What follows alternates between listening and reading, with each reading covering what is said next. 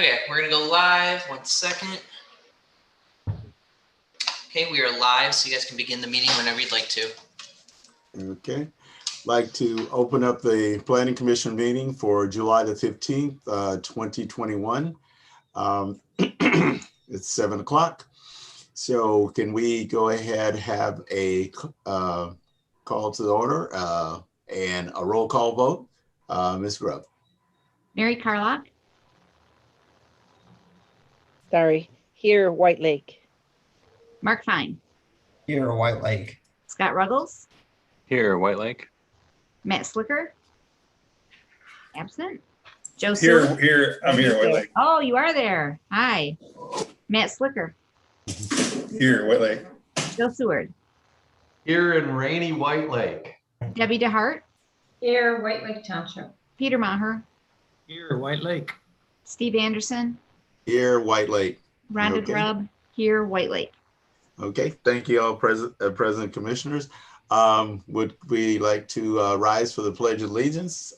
Jacob, if you could help us by putting on the screen the flag. Okay. I pledge allegiance to the flag of the United States of America and to the republic for which it stands, one nation, under God, indivisible, with liberty and justice for all. Okay, thank you guys. Okay, Hey, Steve, if I could Yeah. really quick, Jacob, I have Ty on here and he's actually FaceTiming me and I can see his screen. It says he's waiting to be let in. It says waiting room for board members and presenters. Okay, I'm gonna add the 842. Are you an 842? I think you might be letting me in. Oh, 2488. Oh, is it backwards? I don't know. It's your number is coming in weird. It's like a phone number. It's not a name on your.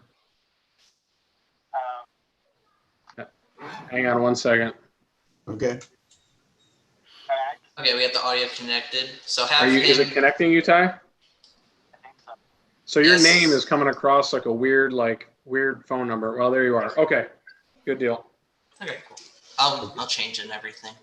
Okay, so Ty's here. Okay, nice. So we've gone over the Pledge of Allegiance, approval of the agenda. Is there any things on the agenda, Sean, that needs to be made adjusting before we go ahead and ask for approval?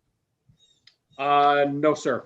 I'm not Okay. sure with the second item what obviously you guys all know that this week a concept drawing came out and we'll get into the discussion on that. So though the agenda is set up as if action is to be taken, I don't know what we're going to end up doing with that one and we'll get to it. So I think it's fine to approve it the way it is, but I'm not exactly sure how that one will go. Okay. If that makes sense. So. Okay, we'll go ahead and ask for approval of the agenda. If there needs to be some modifications during the process based on the idea of the continuing business, we'll make note of that. Okay, do I have a motion? Motion to approve the agenda. Okay, I have a motion for Mr. Maher. Second, Support. Mary. Okay, Ms. Carlock says support. Can we have a roll call vote for approval of the agenda, please? Mary Carlock. Yes. Matt Slicker. Yes. Mark Fine. Yes. Scott Ruggles. Yes. Joe Seward. Yes. Debbie DeHart. Yes. Peter Maher. Yes. Steve Anderson. Yes. Rhonda Grubb. Yes. Okay, we have approval of the agenda with possibility of modifications based on the idea of continuing business. Next, hopefully you've had a chance to review the minutes for July the 1st, 2021. Are there any additions or corrections to the minutes? If not, can I have a motion for approval of the minutes? Motion to approve the minutes. Okay, motion from Support. Mr. Maher, and is that Ms. Grubb? Yep. Grubb, Support. support. Roll call vote, please. Mary Carlock. Yes. Matt Slicker. Yes. Mark Fine. Yes. Scott Ruggles. Yes. Joe Seward. Yes. Debbie DeHart. Yes. Peter Maher. Yes. Steve Anderson, Yes. Rhonda Grubb, yes. Okay, thank you. The next item on the agenda, number 5, is called to the public. And that is for anyone that's, as far as the public, that wants to make a comment of some items or reference something that is not on the agenda. This does not reflect anything that we're going to be doing as far as continued business. This is something other than that. Okay. Jacob, do we have anybody in the waiting room from the public? We do have members of the public, so I just want to remind everyone it's *9 to raise your hand if you'd like to speak with the board. Please state your name and address before addressing the board, and also please try to keep your comments to 3 minutes length. And again, it's *9 to raise your hand if you'd like to speak with the board.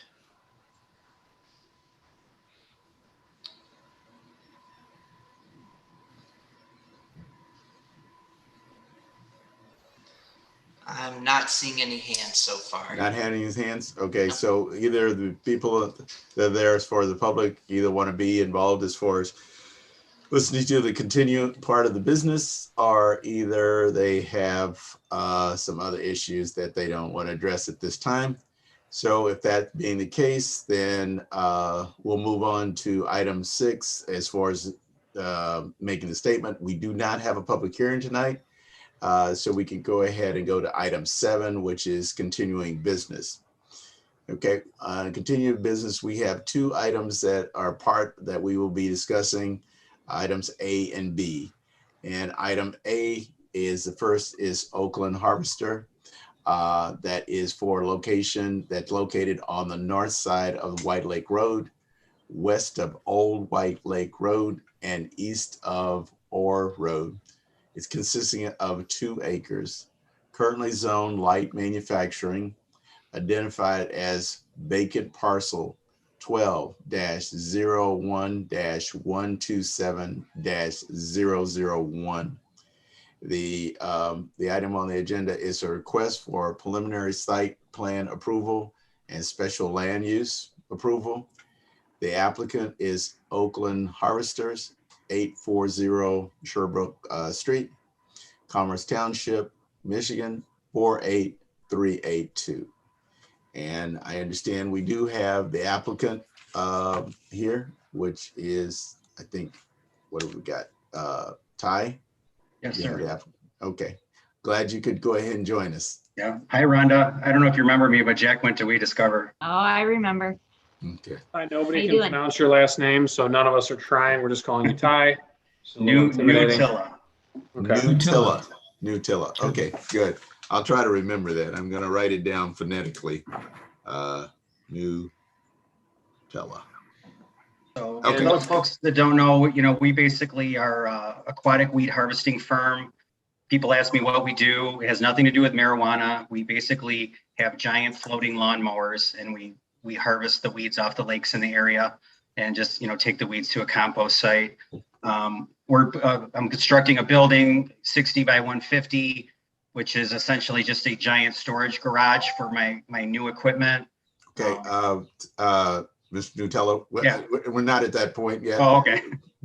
But we appreciate the upfront information, Sure. and then we'll get to your opportunity to be able to discuss it. But thank you Okay. for Sure. that brief intro. Okay, so Sean, we've got hold on just a second, is my look here.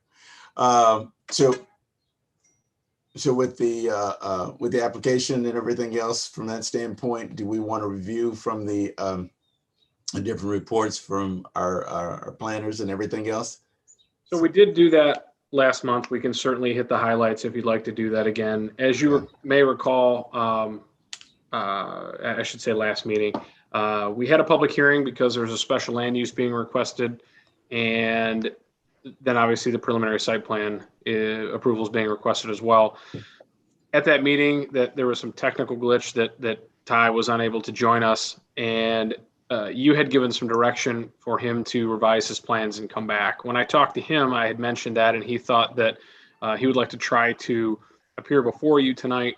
And I asked him, to explain some of the items that were in letters to hopefully his goal was to convince you that he should be allowed to move ahead through the process and address some of these outstanding comments at final. I asked him to, if he was going to do so, to please put a letter together that explained kind of point for point what his responses were or replies were to a lot of these comments that were outstanding.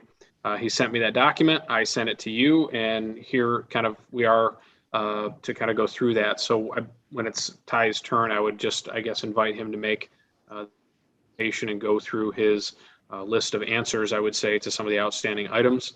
You know, we don't need to have the public hearing again. I see another number popped onto the screen. So if at any point, Mr. Chair, you'd like to ask if there's any public input, certainly though the public hearing is closed, you have an opportunity to receive any comments if you'd like to do so. If you would like to go through any of the reviews, I know Kathleen is here and could probably go through her letter again. And Lee Merrill, who is here from DLZ to talk about traffic, could, I'm not sure that he's prepared to talk about Mike's review letter, but I could certainly go through the highlights on Mike Lufkin's review letter. And I think the fire department had a couple of outstanding comments as well. So that's kind of where we're at. I would leave it to the planning commission as to kind of how we want to move forward from here. We'll be happy to go either way with it. Yeah, well, Ms. Jackson, why don't you go ahead and just hit the highlights of that, and especially for the one issue, some of the issues that you had concerns, so that we can be sure that Mr. Nutella responds to those. Okay. Sure. Do you want to share a screen by putting up the items? Yep. I think my husband's doing that. Okay.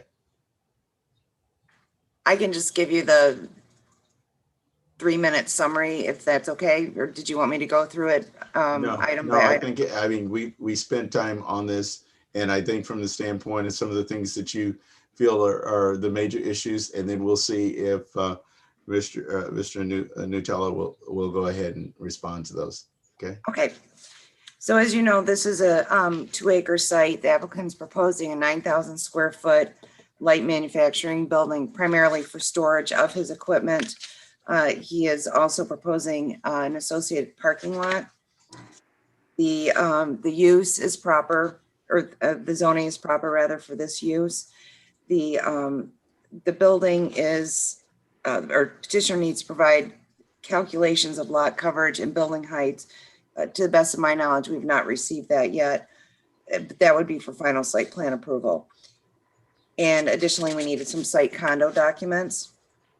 The proposal meets all of the setback requirements and lot, as well as lot coverage.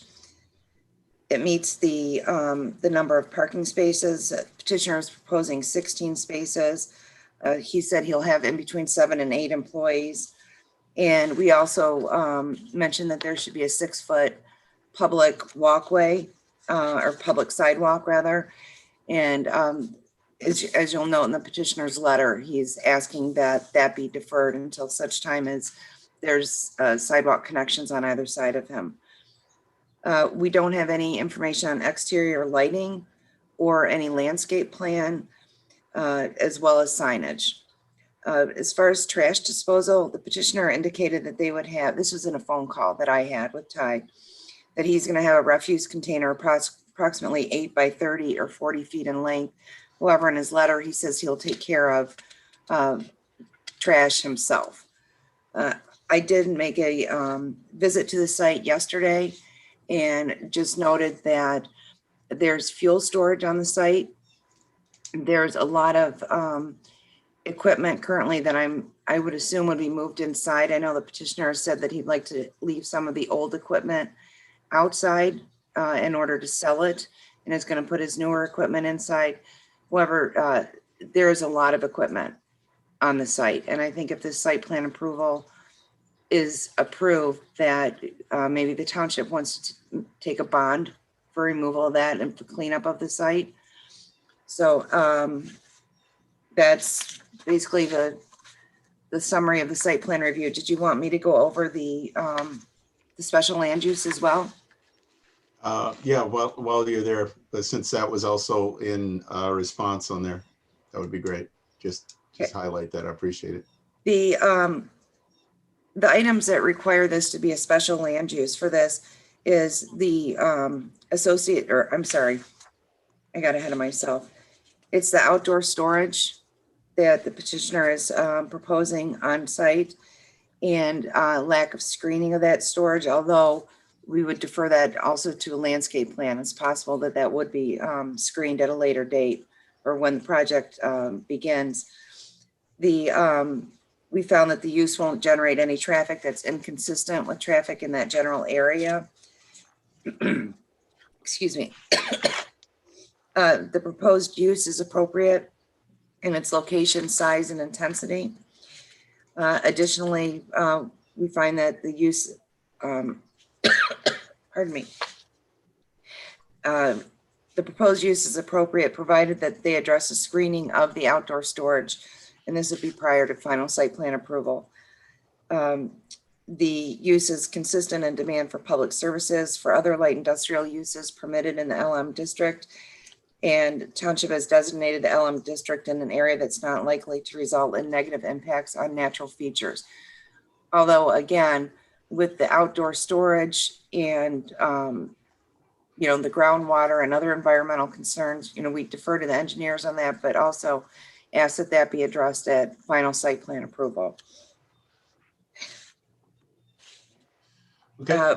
We find that the proposed use will not cause any substantial injury to the value of other light industrial uses permitted in that district, provided that the site is cleaned up and all storage items are moved inside and the site again is cleaned up to, to benefit the township. Right now, there's a great deal of screening from White Lake Road. You really can't see it. However, without a landscape plan, we really can't talk about, what it's going to look like from the street once it does get developed.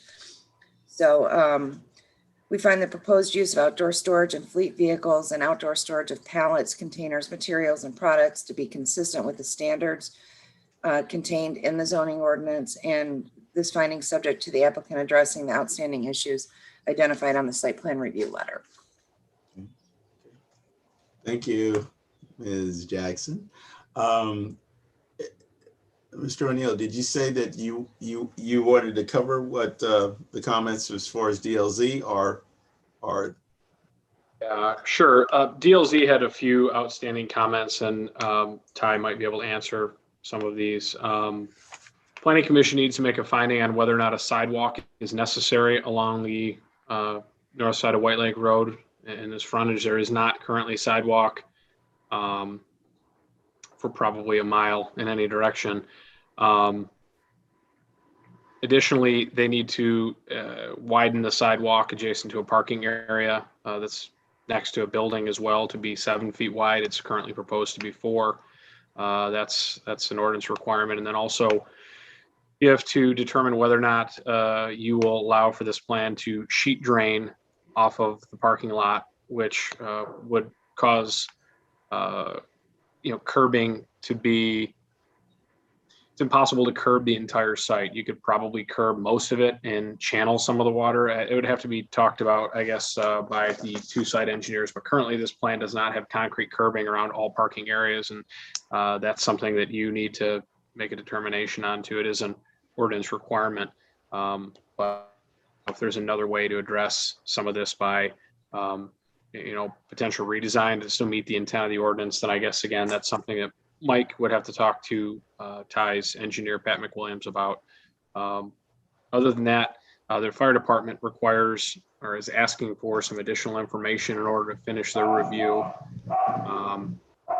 Really, one of them has to do with the possible need for a hydrant well.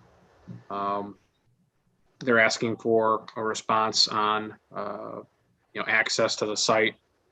And then additionally, they're talking about building use and design.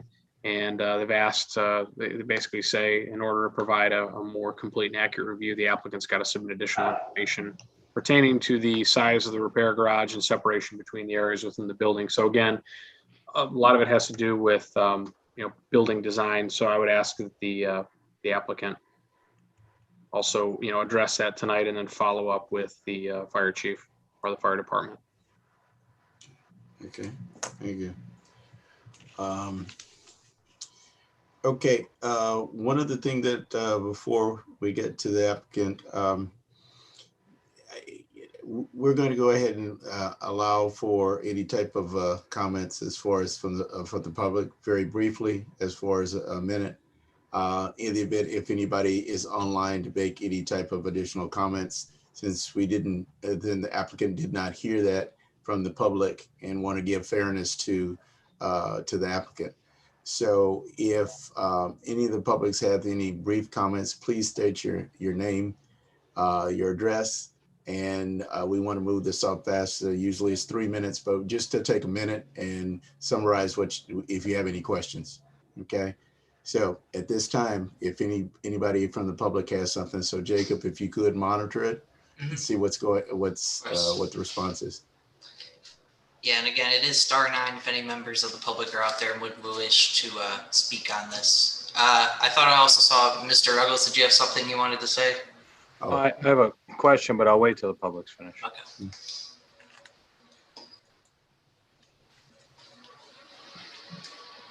Sorry about that, Mr. Ruggles. I had to minimize my screen and I didn't see you. So. Oh, it's fine. Okay. Yeah, I'm not seeing any hands raised currently. Any hands? Okay. Well, then that's fine. Then what I'd like to be able to do is, Mr. Nutella, why don't you go ahead and now this is the opportunity for you to go ahead and continue your presentation that you started. So that way we'll know about it. If you want to incorporate during your presentation, addressing some of the questions that in the letter, then you can be able to do that at that time. Okay. Sure. So yeah, so we're proposing to build this 60 by 150 building. We haven't established the final height yet. Of steel buildings, the pricing on them's gone up drastically in the last year or so, probably anywhere between 18 and 24 feet high. We plan on having a berm, and this will all be for the final approval. But we're gonna have a berm with trees and large gates, so that the lot will be completely screened from White Lake Road, and you may be able to see the top of the building. That would be about it. In regards to all of the equipment that's out there, we have in the last couple of weeks done a massive cleanup effort and kind of consolidated everything. There are still 5 or 6 aquatic weed harvesters out there. They're older machines that I would call them that's my bullpen or my backup stuff for the summer. That's the stuff that's either going to be either scrapped or sold in the coming years. As far as storage goes, those will be along the northernmost back of the property. That's our proposed outside storage area. So that will all be screened from the road, not only by the building but also by the berms and trees up front and the gates. I did go over some of the responses to the question. So with the trash, the building is purely going to be like an office and an indoor storage for my new equipment. This year we've purchased some new equipment. It's very expensive. Michigan winters are not really good on steel equipment. We have had some theft and vandalism issues out on the site. We got robbed a couple weeks ago. Somebody stole a bunch of stuff from there. So what we're trying to do is protect our investment in the new equipment, and I'm looking to continually add to the fleet and getting newer and better equipment all the time. As far as in the future, and protect that investment from the weather, and also from ne'er-do-well type people. So my major concern, we're relatively a new company. This is our 5th full year in business. I took on this project to get out of paying rent. I don't know how many of you folks have ever rented before, but renting commercial space, especially something that would work for me, is super expensive. And instead of throwing money out the window, I'm looking to invest in something that will help the company grow and give us financial stability in the future. Starting something like this, you look at some of these requirements, like the sidewalk. we're more than happy to put in the sidewalk.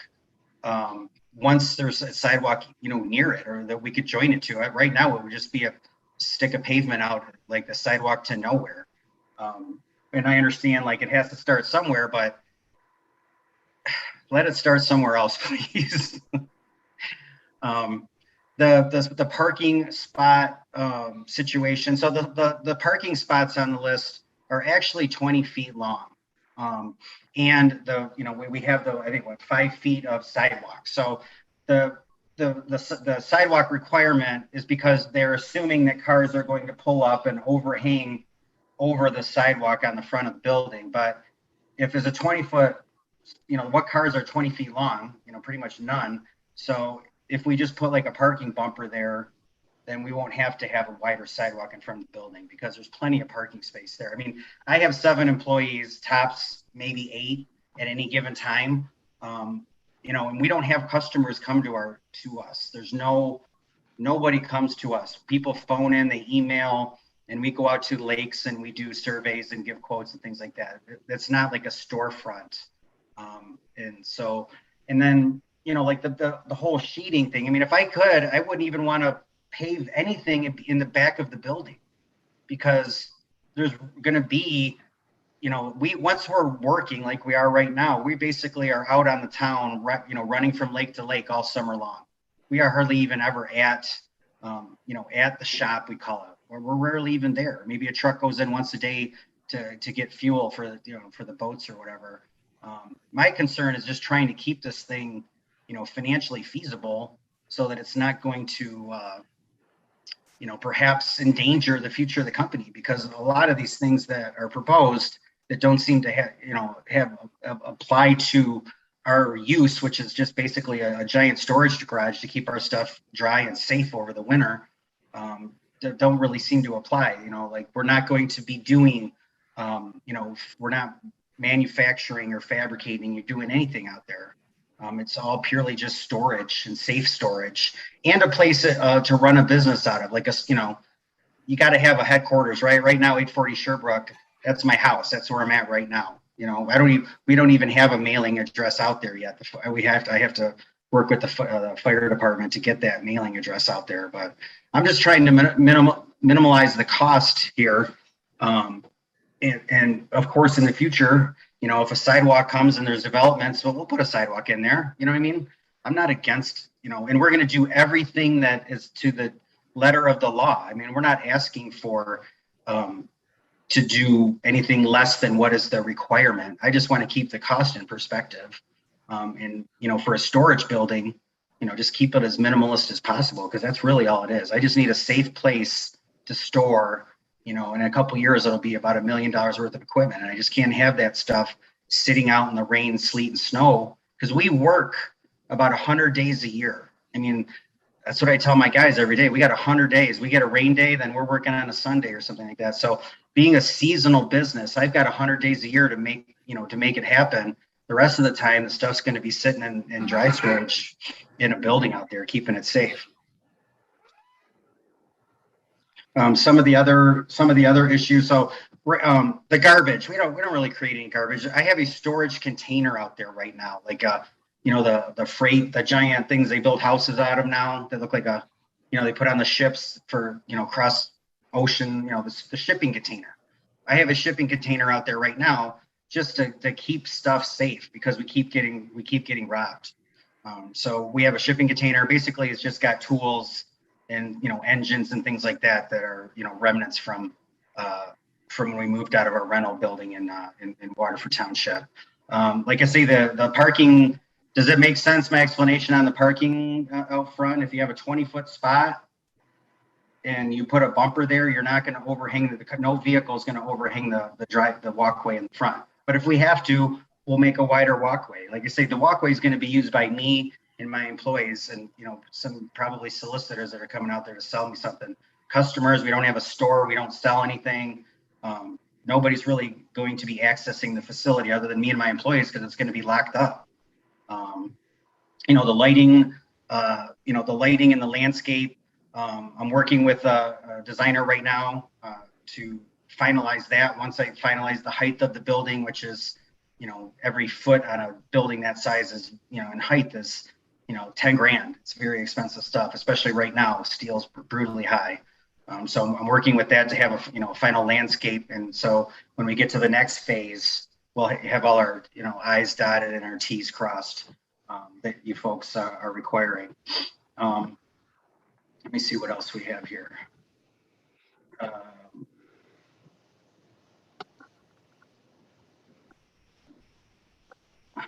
So like I say, I just want to concrete and getting concrete, like, asphalt roads, concrete roads, things like that, super expensive stuff. I just want to do the absolute minimum required, by law right now to get this building up. Because like I say, it's essentially just a garage where we're just going to store our stuff. Okay. Any other comments? That's fine. We'll give you an opportunity if the commissioners have some questions. Sure. And direct them to Mr. Nutella. Scott, Mr. Ruggles, did you want to go ahead and ask your question? Oh, yeah. So I was going to speak of screening, and Kathleen mentioned it earlier. It just seemed like, from what I could see, the majority of the screening comes from the lot to the east of him. Seemed like a lot of the frontage wasn't screened, but he brought up his plan for screening out front with a berm.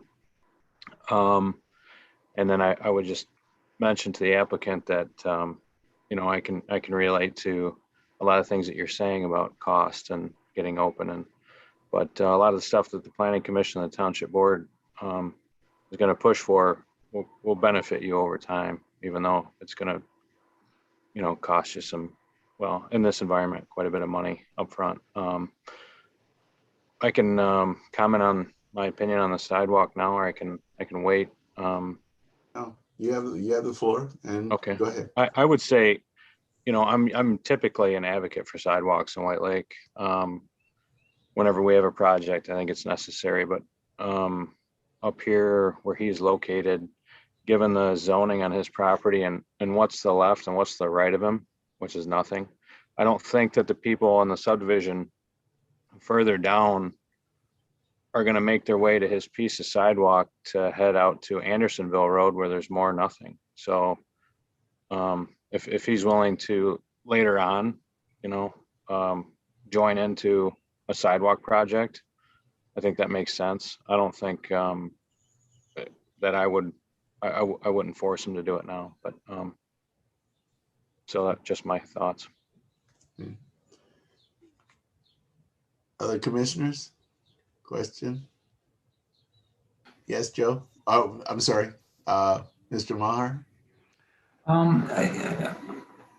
My question would be, my question or questions would be directed to, where is he? Sean, there he is.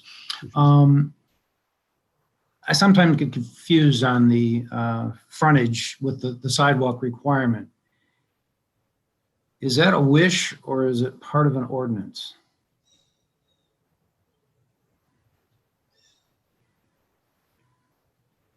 Just unmuting here.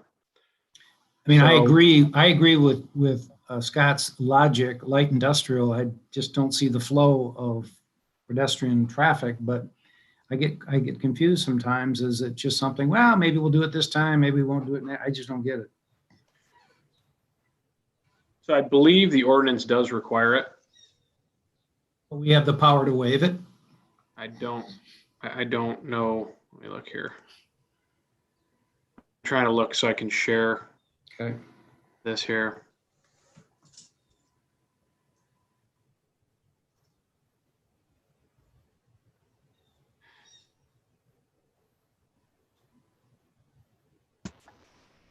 So can you guys hear me still?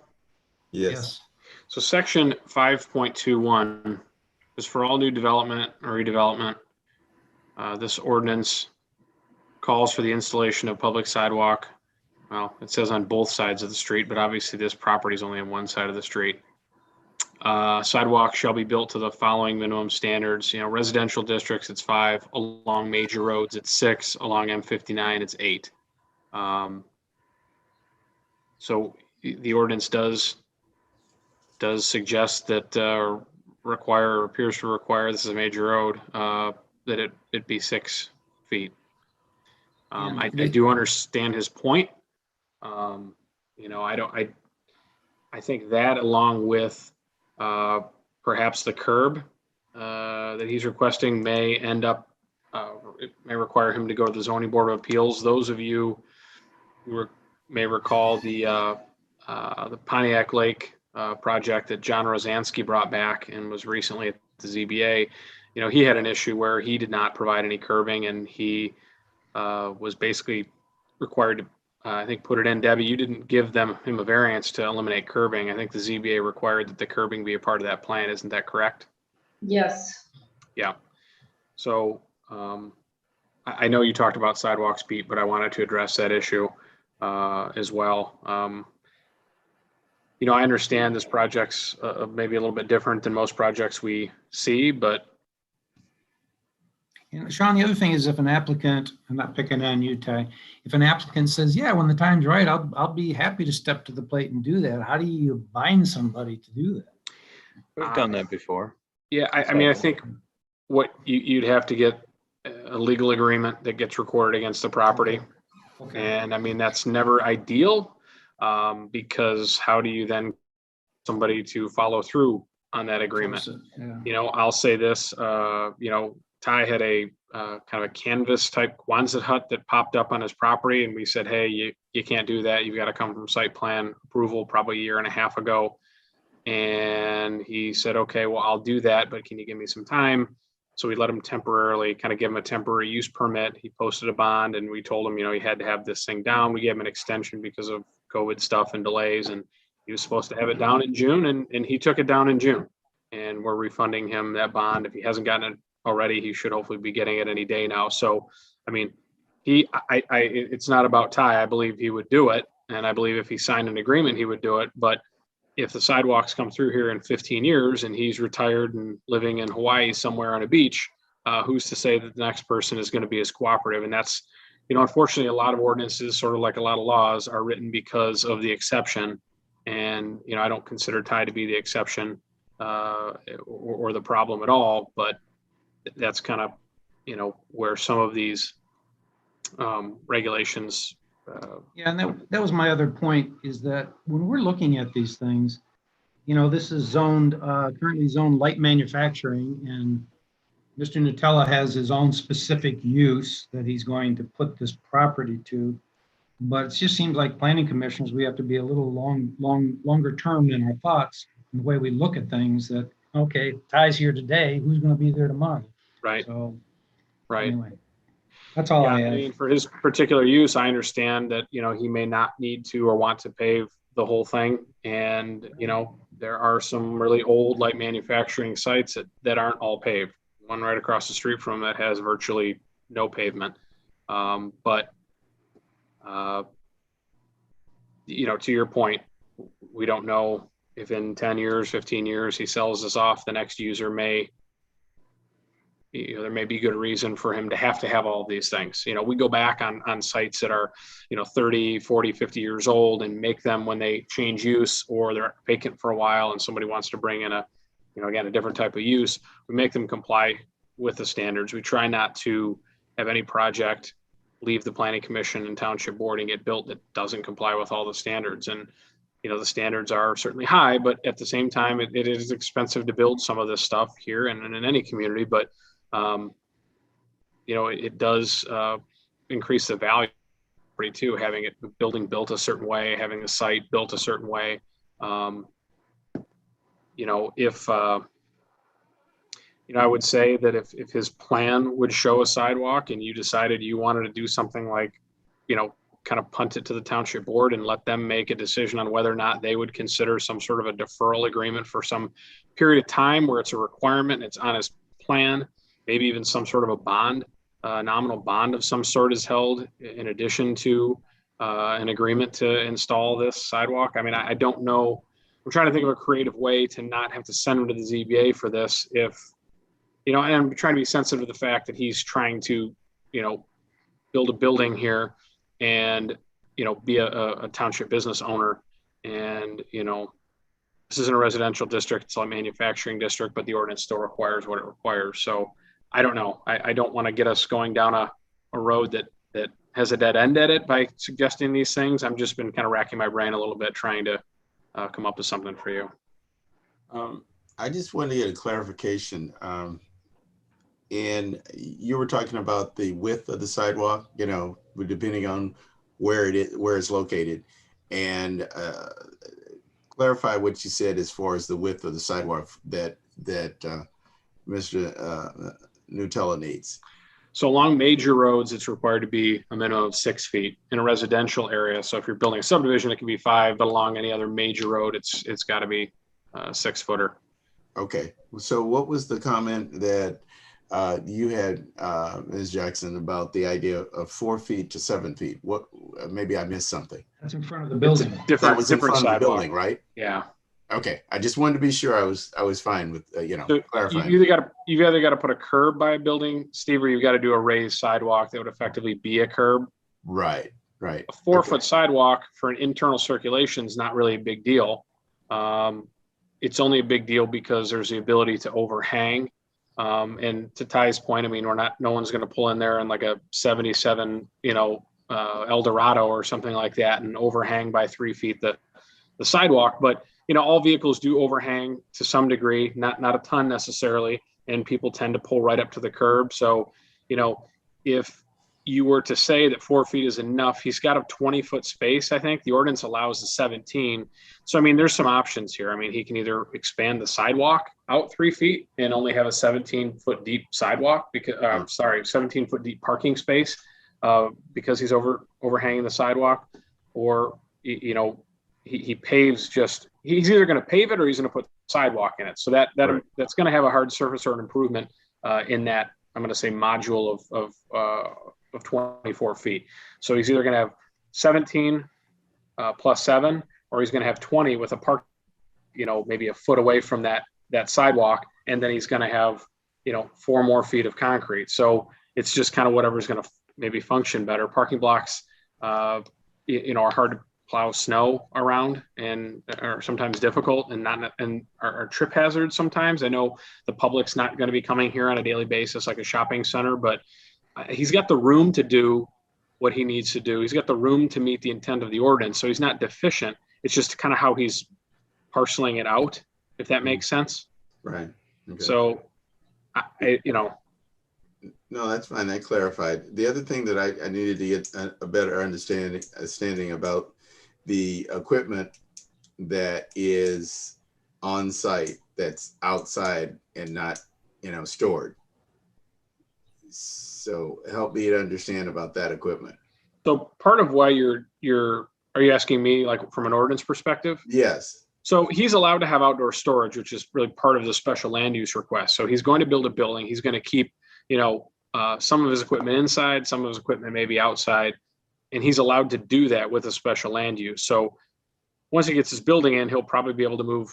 The site will probably look a lot cleaner. It's just really kind of a field now with stuff just in it. And like he said, they're just trying to secure things while they wait to get approval and build their building. So it's sort of an odd state right now. But yeah, he's allowed to have outdoor storage if he gets the special land use approved. It's got to be screened. You know, obviously, if there's fuel storage tanks, that's another issue with maybe the fire department that we'll have to deal with. But yeah, and really, as far as what he's going to store in there and when, that's really something we'd have to ask him. But he can have equipment outside. It can't be like broken down equipment necessarily, like a junkyard. And I'm not saying you're running a junkyard, Ty. I'm just saying, like, it can't be dismantled and parted out equipment. I mean, if he's got a wrecked truck that he's fixing, you know, I don't know that that's a big deal, but there have been some owners in the light manufacturing districts that have kind of collected junk cars, and that's not the intent here to run a salvage yard. So while, again, his site right now doesn't look great, it just doesn't. His goal is to build this building, have an office, have a storage yard, move things in to the building, and you know, clean up the yard, I think. And he would have to, so he didn't, you know, have a violation from the township either. Okay.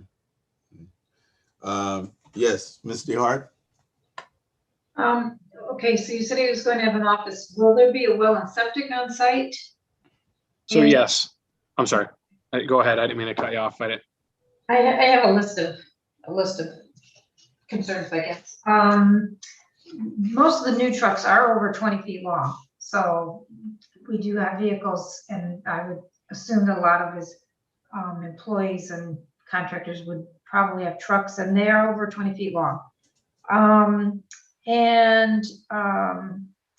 Will there be, does he use chemicals at all in his removal of the weeds?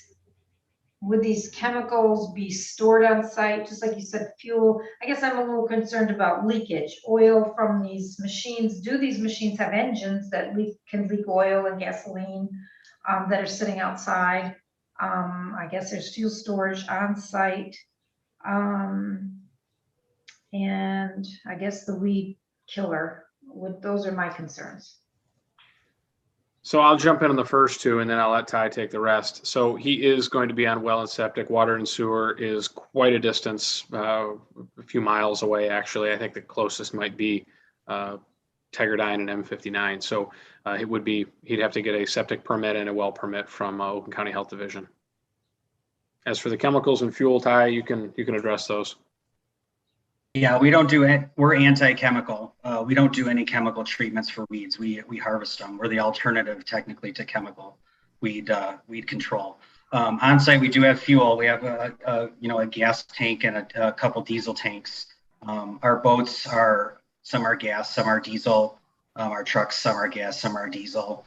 The boats, we utilize a biosafe, biodegradable, water-soluble hydraulic oil. We have to. When you work on waterways, you have to be, highly, prevent contamination of lakes and rivers and whatnot. So the only thing that we would have the dangerous chemical wise are the fuel tanks. And those are, we get them right from the fuel supplier. So they're very durable, very safe, containers. They're like 500-gallon, tanks. And are these double walled with secondary containment and everything that's required? Yeah. I'm guessing they're all required. Yeah. We use Oakland Fuels, and they provide us the tanks that are up to code. Okay, great. That's great to know. Mr. Slicker, unmute yourself, please. Okay, yeah, so I just want to throw my opinion here on this sidewalk on the front. I mean, it's got to be 7 feet. We got to start with what's right, because if anyone purchases this building, no one's gonna go add 3 feet onto this thing. And then he's gonna be stuck with a 5 foot wide walk overhanging. The car's still overhanging, and as Sean mentioned, the bumper box trying to stay in place and plow around. So I don't think there's any way around that. The other thing is the sidewalk along the frontage, similar to like when I don't know if we allow land banking, but a project I was just involved with, we just had a note on the site plan. They showed the sidewalk. And then when we put in there that it will be installed upon request of the township board, I don't disagree that this is probably a long time coming until the sidewalk gets there. But, when we want to call the ball on them and we say, hey, it's time to put the sidewalk in, it's probably going to be the township probably doing a project, and he maybe either can piggyback that and gets the economy of scale, put it in, or he can say, okay, I'm going to put it myself. But certainly, we could do something like that. And then the one thing I want to add about this paving this parking lot, and I don't know what the limits that he wants to pave. It's not showing here. The site plan we have right now in front of us is a parking lot that's paved all the way through. It's got sheet drainage, which that means all the drainage from the buildings going to the parking lot. And this is the 9,000 square foot building. There's if we don't pave it, there's going to be quite a bit of erosion going on, unless he gets this water all the way to this basin. So I think either if we're gonna maybe not allow him pave this thing, he's got to at least get these downspouts to the basin. Else this is just gonna keep being a problem. It's gonna erode, it's gonna fill up the sedimentation basin with mud. And his parking lot's gonna be a mess too from all the erosion that's gonna happen from these downspouts sitting there. And I guess on my end, if he's thinking there's areas you want to pave, I want to see where that's gonna be at, because and for his, own, just desire of using this property, they've got a swale showing this pavement. That thing's pretty flat. You're going to be sitting there looking at a bunch of, mud and probably potholes in the near future, quickly after this gets stoned or however you're going to leave it at. So you're going to have a limited area that's going to be paved. You're going to have other areas that are just going to be, mud puddles. So I think you might want to look at that and say, well, what do you want to have it at? But I think at a minimum, you got to get this building to the basin so that all the water runoff doesn't, continually just erode this parking lot and go downstream. So that's really all I got for right now. Mr. Stewart, did you have a question? Well, Matt addressed pretty much all of mine. So my only question though is to Sean, does the township inspect the fuel tanks to make sure that there is a secondary containment for them? I would have to ask the fire department about that. Generally, if a user, and it would likely be a light manufacturing user that has fleet vehicles like this, wanted to have fuel, I don't know if the state of Michigan gets involved in that or if the fire department does, or potentially both. But I can check on that for you, Joe. It's a good question. I think it's the township. Because I don't see anywhere and maybe I'm missing it, like a pad, a spot, a concrete area that would contain any leakage on the drawing, and maybe I'm just missing it. I think if you get under a certain amount of gallons and you have a dual wall tank, it doesn't require secondary containment, but I might be wrong. Well, and I know like for farm uses, Scott, you're allowed to store in tanks certain items up to a certain size before you have to meet probably requirements. Is it probably tiered by size, kind of like what you just said? So a 500-gallon storage tank is probably really small potatoes, but you get into multi-thousand-gallon tanks, and then the standards start changing with, I don't know who would regulate that in a commercial setting, though. I couldn't even guess at that. I don't know, outside of gas stations themselves, I don't know. I can't say that our department's ever been involved with approving fuel tanks, but my hunch is a fire department would potentially be involved. I don't know if we would issue a permit from building on that. I'd have to check, but that should be, to your point, Joe, we might want to have some location on this site where those would be, so we know that they're kind of tucked away, but also accessible for the fuel truck, just like a dumpster enclosure would be accessible for a garbage truck, but then also located for proximity to stormwater outlets, and so the fire department's aware of its location.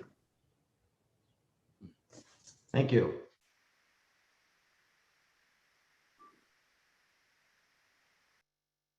Okay, any other, I'm looking for hands, any additional, oh, I'm sorry, Ms. Carlisle. I think I'm unmuted. I want to echo Matt's comments on if there's a way that we can guarantee that, sorry, my echo thing is talking. So I would like to know, I'm concerned about the screening and what Ms. Jackson said about the amount of things that are on the site now, just because I've lived next to industrial land that is not screened on the backside. So it's not all about screening from the road, but other properties around it. I do see some houses on there, and I'm just concerned about that screening and that kind of view from all sides, not just the front. Maybe Sean can answer. And I mean, if it's something, Kathleen, I don't know if you want to address some of the screening stuff in your letter maybe first.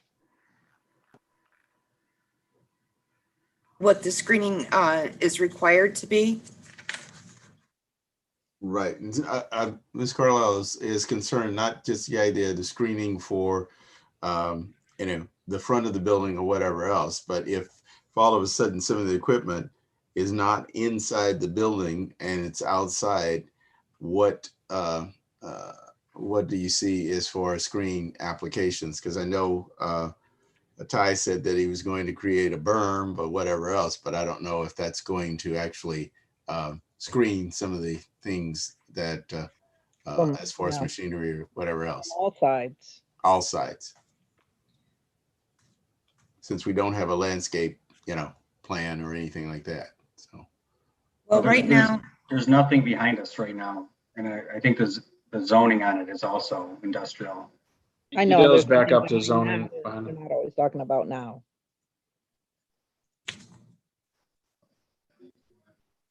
so right now an A1 buffer is required on the White Lake Road frontage. And what that consists of is,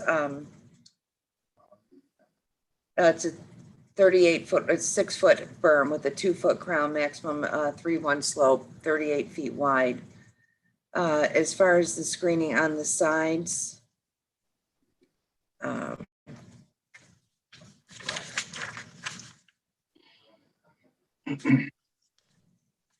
believe it's zoned. The sides are zoned the same. I believe it's all light manufacturing up there. So there's no screening requirement on the sides or the back or the rear if they're adjacent with other industrial. Right. Correct. Yeah, nothing. Well, then I guess I'm concerned about how much a fleet storage will add up to, but you're saying that they can't keep broken down things. I'm just thinking of how those broken down things tend to accumulate around. So.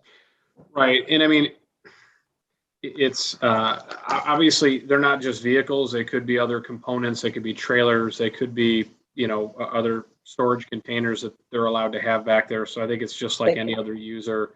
They could also be the big machines though, right? The ones that right. are Right. outside.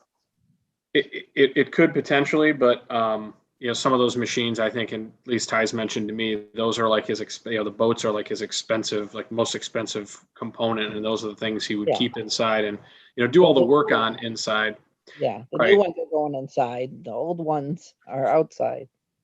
Right. Well, I think he's going to try to get rid of those, but yeah, he can't just store those things out there. I mean, if it becomes unsightly, we'll hear about it. Somebody will complain, and it'll be an ordinance issue. If it's inoperable equipment sitting around, then that's something that's not allowed to continue. I mean, again, if it's got to be repaired, then he gets a certain amount of time to correct that. Right. The other thing you had mentioned, Mary, was like what's on this site right now. I think Ty, I mean, one of the things, he's got a bit of stuff out there now. When he hopefully gets site plan approval at some point, starts moving ahead, he's going to have to really clear everything out, or he's going to have to be very careful about how he stages everything, because he's going to go in and, build a building. He's going to pave a site. He's got a lot of site work to do, and a lot of those. I wasn't concerned about that aspect, Okay. but just because Kathleen said, gee, there's a lot. And I'm like, oh, keeping it. Well, yeah, they're massive. So Yeah. a weed harvester, they're like, an average one's probably 40 feet long, Yeah. So it looks like a lot because these things are giant, and they're like I get pulled over when we're driving from lake to lake. I have police pull me over sometimes just to find out what the heck that thing is. I mean, that's happened at least They 10 should know if they times. live around here, Yeah, like what the heck is that thing? And then they say, all right, well, have a nice day. They are massive pieces of machinery, and that's why it looks like a lot's out there. I mean, the one in front is like almost, I think, 36 feet long. The transport looks like a giant battleship. I mean, it's just big stuff. Okay, thank you. Mhm. Mr. Slicker, you had a question or comment? Yeah, I just had a quick question. Do we know what, Sean, or Ty, either one of you, what this 20-foot drainage easement is and who it's to and, what it's for? I think Mike's letter mentions it runs into like Prospector Square, which is and there's an easement that runs for stormwater through these lots and goes north to the Prospector Square that's across the border into Springfield. So I think is that the one you're talking about? It just runs along the north property line, 20 feet wide. And then does it prohibit him from doing detention or stormwater management in that easement? That I don't know. I haven't, Mike would have a better answer on that. I know, I'm looking here at their design. Yeah, I mean, it looks like if you go up into the corner, they've got that spillway that then looks like it would head further to the west. And I don't know where it ultimately outlets, if that's kind of what you're. Yeah, you're I was just about. wondering if we know, I mean, just for his purposes, does he have the right to do what he's showing he's doing in the easement? I would have to defer to Mike on Yeah. that. I know Mike did address that. And I know he would have been the one to look into that. Let me look here to see if. Yeah, don't we- I know there was an issue about, of showing that easement previously, and it was shown, so I know he was looking at it. Comment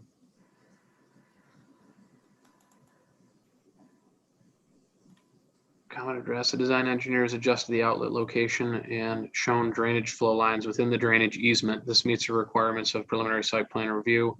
At the time of final site plan review, an engineering plan submittal further detail will be required to demonstrate that the basin discharge will be confined within the drainage easement. So it appears that he does have the right to use it.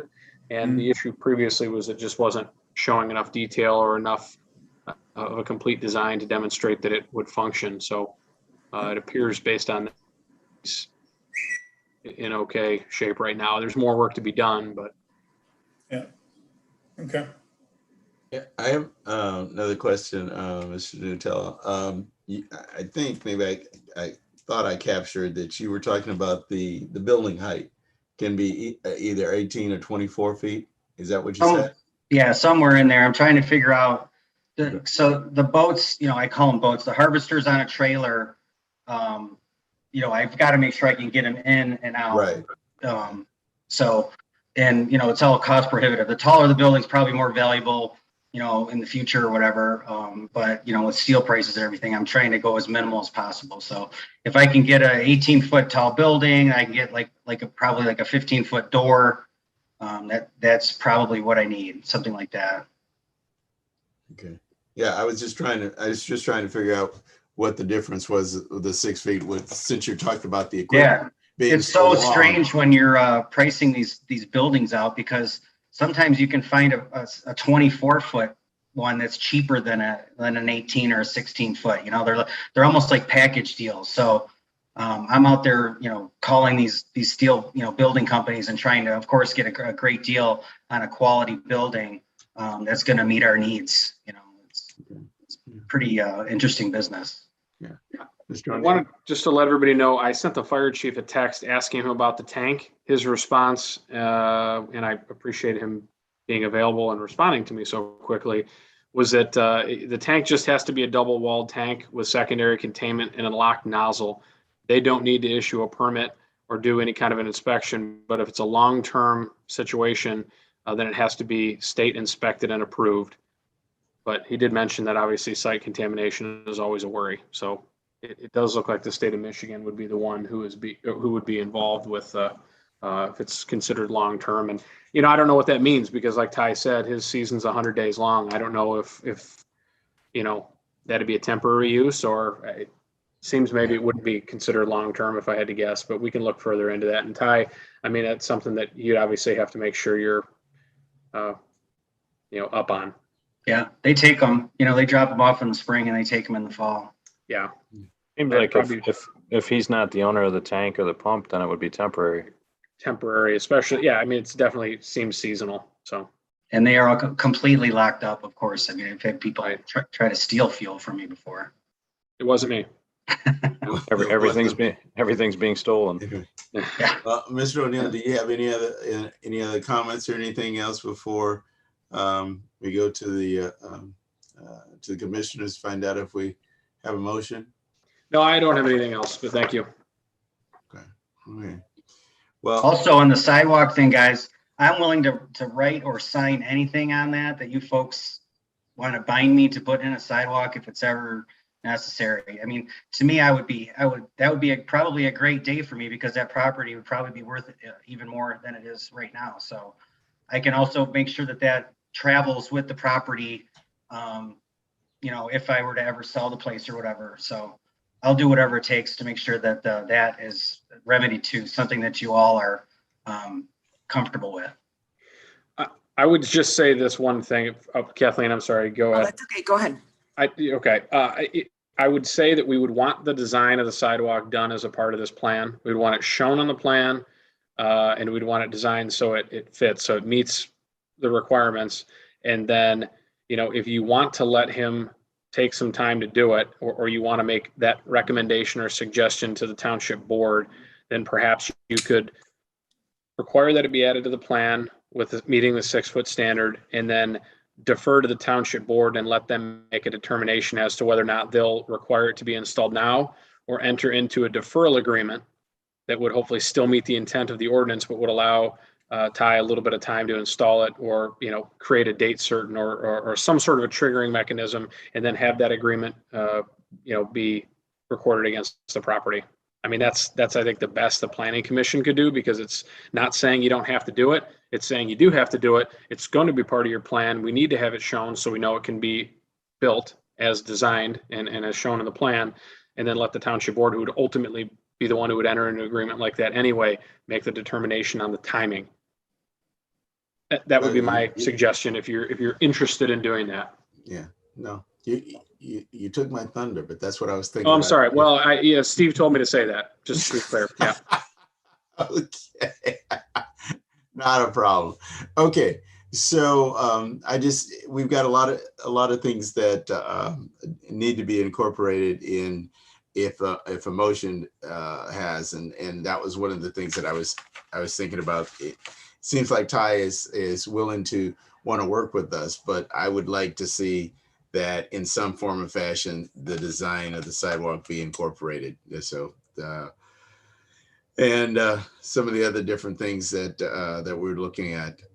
So anybody want to be able to make a motion with regard to this, or does it die or for the preliminary site approval and the special land use?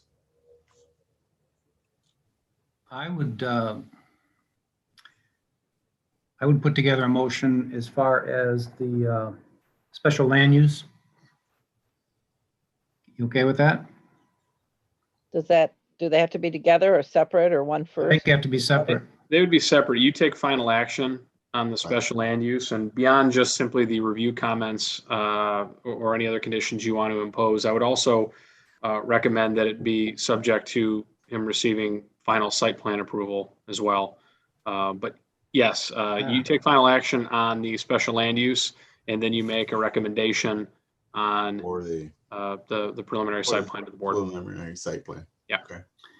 All right, then I move that the White Lake Township Planning Commission approve the special land use request, subject to, obviously, subject to the planning department and consultant comments. And that last piece, Sean, you just brought up, just escaped me. Just subject to obtaining final site plan approval. Subject to obtaining final site plan approval. I would probably just reference the findings in the McKenna letter as well, just for the record. Okay. To incorporate and subject to, well, all the planning consultant comments.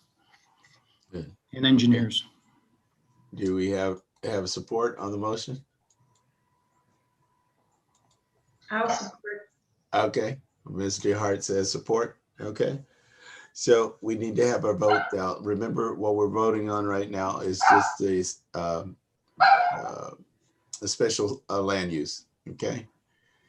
Mary Carlock, Yes.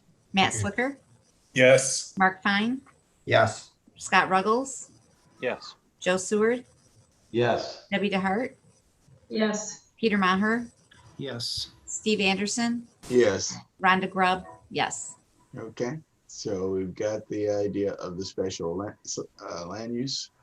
So the other, as far as the preliminary site plan approval, is there any additional discussion on that, or if there is a motion? Yeah, what did we resolve? I'm confused on the paving versus gravel. I'm confused. I'm sorry, say that again. What did we resolve in terms of paving versus gravel? We haven't.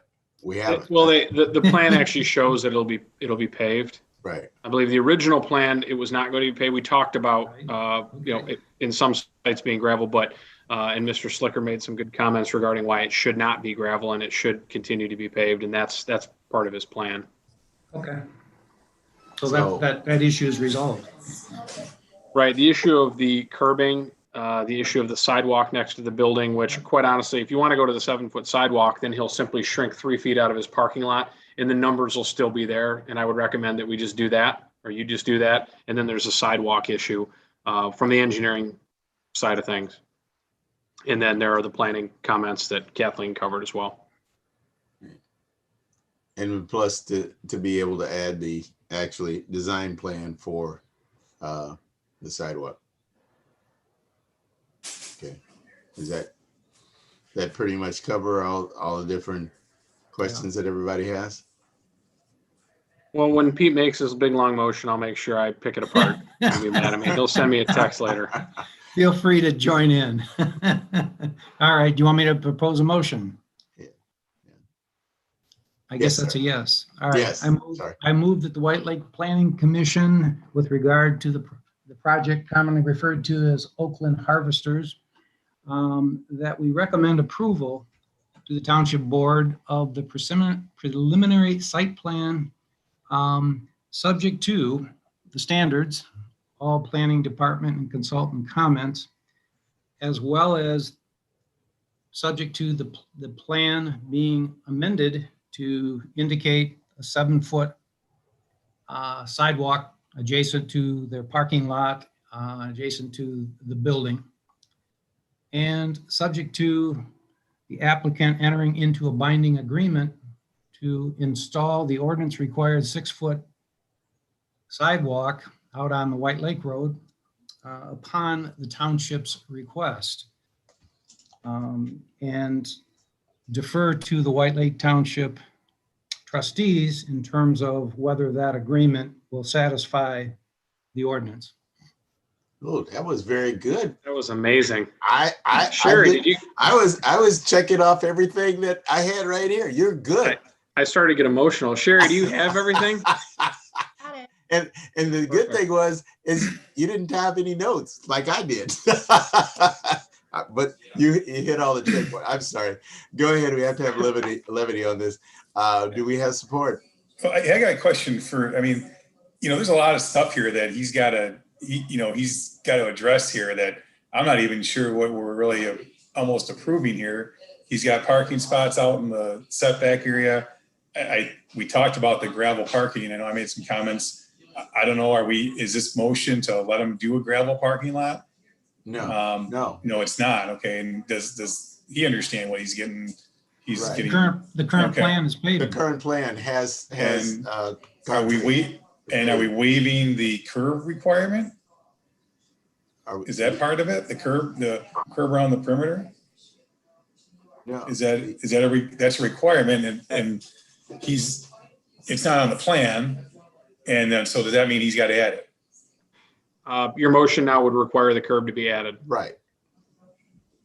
Okay, so Pete's motion said. Yeah, Mr. Slicker, what all the things that we had talked about as far as discuss were going to be added to the motion. The only thing The curbing wasn't specifically. Yeah. It was it's part of discussed. Well, he said is reference to review letters, and the review letter says they need curb. Right. Right. So the review That would incorporate it, right? Right. The only thing that we were looking at is to be able to have the sidewalk. We were suggesting the sidewalk, but it's going to be a little whiskey on ice. I'm sorry, what? Okay. Was that the sidewalk would end up being at the discretion as far as the board? So I understand that, and then but the curb he's got to install. Is that am I correct or no? Yes. Okay, I just want to understand what I'm voting here. Voting, no, that's not a problem. We always need clarification. It was a long motion. Yeah. Okay. Do we have support, Mr. Slicker? Support. Okay, okay. Let's go ahead and have a vote then. Mary Carlock, Yes. Matt Slicker, Yes. Mark Fine, Yes. Scott Ruggles, Yes. Joe Seward, Yes. Debbie DeHart, Yes. Peter Maher, Yes. Steve Anderson, Yes. Rhonda Grubb, yes. Okay. So Well- just to clarify for Ty and for the planning commission, this is on the agenda for the next township board meeting and of action tonight. Obviously, we have to do that all the time depending on the timing of a project at a planning commission meeting. But it should just so you guys know, if he gets through to final, then all these things will be cleaned up. There won't be all these outstanding items. They'll all be incorporated. It'll be cleaned up, and you'll have something more complete at that time. There'll be landscaping, lighting will be addressed, so it won't look like this. Renderings. Well, thank you, sir, Mr. Nutella. Sorry about the inconvenience the last time that you were in the waiting area, but No problem. we didn't mind. Thanks for showing up. We appreciate it. Thank you all. Okay. Thank you all for working with us. This is something I've never done. It's a lot. Well, hey, you got experience, so next time it'll be real easy. Okay. You don't have to stay around. You can stay around if you want. It's left up to you. Thanks, everybody. Have a great night. Okay. Thank you. You too, thanks. B, as far as on the note here, is Elizabeth Lake Retail. Property describes a vacant parcel number 12-21-426-004, located on the southwest corner of Elizabeth Lake Road and Highland Road, M59, consisting of approximately 69 acres. Applicant would like to rezone approximately 8.61 acres of the northeast portion of the parcel from AG Agricultural to PB Planned Business District or any other appropriate zoning district. Stale. Request Mr. Anderson, oh, sorry, go ahead. a request for rezoning of approval and preliminary site approval. Applicant is M.A. Archmaster, 40500 Ann Arbor, Suite 105, LL is in Larry, Plymouth, Michigan, 48170. Mr. Ruggles, did you say something here? Yeah, I just wanted to request to abstain from this vote and conversation for a conflict of interest potentially. Okay. So you want to go ahead and recuse yourself from this, correct? If the planning commission will allow. And I think I don't know, and I would ask Joe, once you've done it once for a project, I don't know if we need to keep doing this. I think he's considered excused going forward. Isn't that the case, Joe? Well, to be safe, I think we should make a motion because it's a new plan that we see. Okay. Right. That was going to be my recommendation to do that so that we can be sure that we're doing it correctly. Plus, it's a different date, different time. And that way Mr. Ruggles can go on record of being able to do that. Sounds good. Yeah. So do we have a motion to recuse Mr. Ruggles from this section B of the agenda? Motion to recuse Scott Ruggles from section B of this agenda. Okay. Do I support? Support. Okay. Yeah, we have a roll call vote, please. Mary Carlock, Yes. Matt Slicker, Yes. Mark Fine, Yes. Joe Seward, Yes. Debbie DeHart, Yes. Peter Maher, Yes. Steve Anderson, Yes. Rhonda Grubb, yes. Okay. Mr. Ruggles, thank you for that. You can go ahead and go in the parking lot, or what do we call it? The waiting room. Waiting room. The waiting Right. room. And Okay. we'll be happy to bring you back when it's appropriate. Thanks, you. I appreciate it. Yeah. Okay. Let's just see how we wanted to go with this, because we have had an opportunity to, Sean, you can be able to address what we've done and how we're going to proceed from there. So. Sure. Well, last we talked, we had asked the applicant to come in and meet with the subcommittee of planning commissioners, which consisted of Mrs. Grubb, Mrs. DeHart, Mr. Seward, and Mr. Maher. And last week, Thursday morning, we had a meeting for, I don't know, a couple of hours. And some were there remotely, most were there in person. And the applicants were given some pretty clear direction by the committee that they needed to make some significant changes to the plan in order to get the project on track with what the planning commission's comments were previously and with the master plan going forward. So obviously, the hope was that, I don't know, Jacob, are you able to mute? Yeah, 1 second. Thanks. Okay, there we go. Thank you. Yep. So that was obviously a tall task if they wanted to be back tonight, 7 days later to discuss this plan conceptually. But they were committed to seeking some additional design professional assistance, which they did. And then on Tuesday, you received from me late in the day a plan that I received from them, which is very different than what we saw previously. So tonight, we're really going to hear from Mr. Shapak and Mr. Jowich on, I guess, the highlights or the points that they'd like to make on their plan changes and why they did it, what they were hoping to achieve, and how they feel that this plan, melds more with what the master plan and what the planning commission desires to see in this corner, how that's all worked out. So I'd really turn it over to them at this point. I would say this, obviously, you have a one-page concept in front of you, a new layout, which, and I appreciate the work that it took to put that together. But tonight, I would say, you're unable to do anything from a preliminary site plan standpoint because of the fact that it hasn't been reviewed. We got it Tuesday. It's appropriate tonight to certainly have a robust discussion conceptually and to give them any further direction that you may want to give them. And that's really, in my mind, the purpose of this meeting. But you're really unable to take any action because this plan is completely different. Quite a bit better, but completely different than what you previously saw. So while the agenda states that there's some action being requested, I'm not sure, what action will really be able to be taken tonight. So again, we're looking for a good discussion tonight after we receive a presentation from Mr. Shapak and Mr. Jowich. So if you have any questions for me, I'd be happy to answer them. I would like to thank the participants who were there last Thursday morning to sit down and go through this and give the direction that they did give. I think it was very helpful. And also the applicants for participating in that exercise as well. So thank you.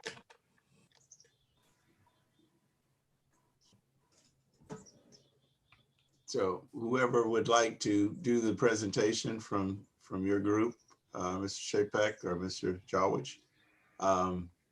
We got also, who is Mr. Merrill? Good evening, Mr. Anderson. I'm with DLZ. Okay. I was here just in case any traffic control or traffic impact analysis comments came up. Okay. Yeah, and I'm sorry, Steve. I had mentioned that Lee was here earlier, and I didn't really get a chance to introduce him, and he wasn't going to be on until tonight. But we had anticipated possibly talking about some traffic.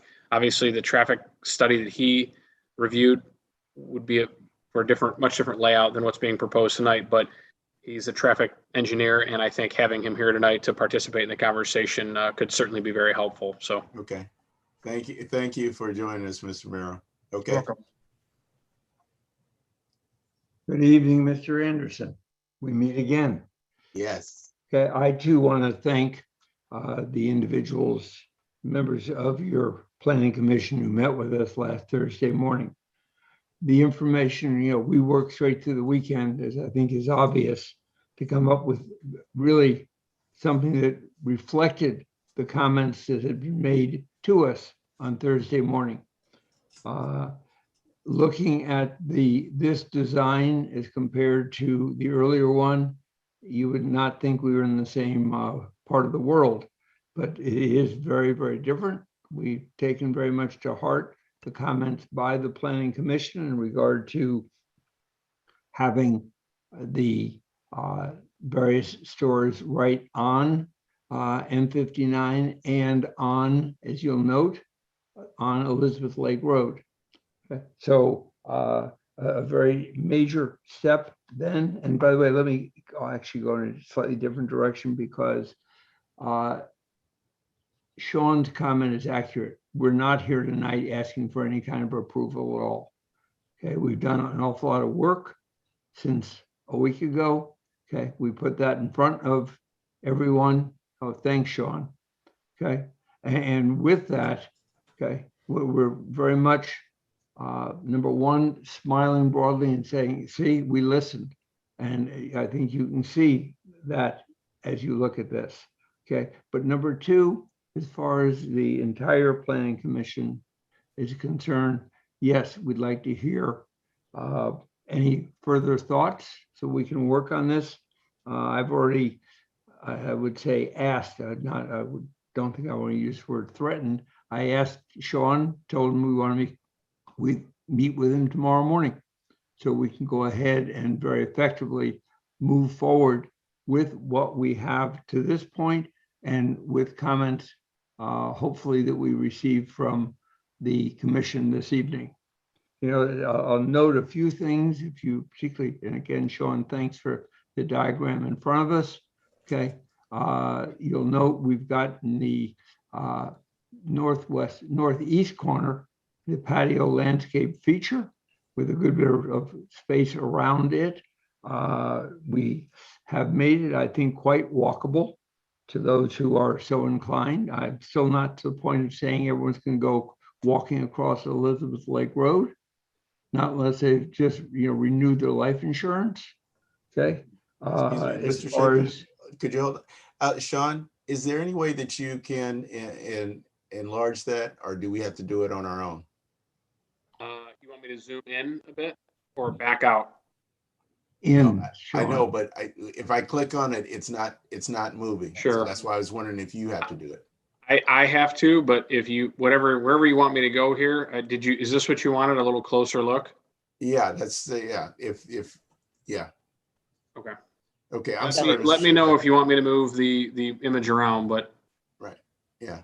No, I just couldn't see the details of the stuff that I could see square footage, but then the other stuff was still smaller. So sure. If there could be any description of what we're looking at exactly, I kind of see some drive-throughs and some retail in the plaza. Not sure what is in the back there. in the back, are you talking the bottom of the Yes, screen, yes, Ms. Carlock? Yep. Those are going to be apartment units. Okay, 3-story, 2 separate buildings, and you know, a total as many as 27 units in each of the 2 buildings. Okay, gotcha. Okay, I'm sorry, Mr. Shepard. I didn't mean to interrupt you. I was just trying to get a better visual of it, and I couldn't. Mr. Anderson, all interruptions are gratefully received, and again, we know our feeling is very much we're here to listen, to work with you all. You know, at the last meeting, one of the comments was, look, we're supposed to all be working together, and there's going to be a certain amount of give and take. And, you know, I think, you know, there's been a very significant amount in the direction that I would hope and expect you all would look at and say, yep, they were listening. Okay. At this point, are there other items, okay, including there is the sidewalk that goes from M59 down to the library. Okay, we're looking at things, obviously, with this amount in here, we're going to be bringing in a lot of traffic. We're going to have a relatively high level of employment, obvious, you know, improvement to the tax base, but probably one of the really important things to White Lake Township, we're not talking about a number of nondescript tenants who are coming in here. I'm not at liberty at this point to announce all of them. Okay, I will mention, because I was authorized to, in fact, note that Starbucks would be one of them. They have not signed anything. I want to make it very clear, but they've told us, hey, get going already. We're very interested get it going so we can go ahead and move in to White Lake Township. Okay.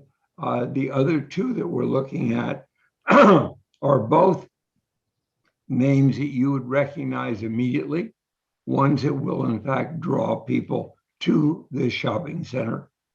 And again, part of it is, and I'm not going to duck it. Okay, you'll note we've got built in the drive-throughs. Okay, your major retailers, whether it be Starbucks or restaurants, and I'm not talking about sit-in restaurants. Okay, saying no drive-throughs, we're not interested.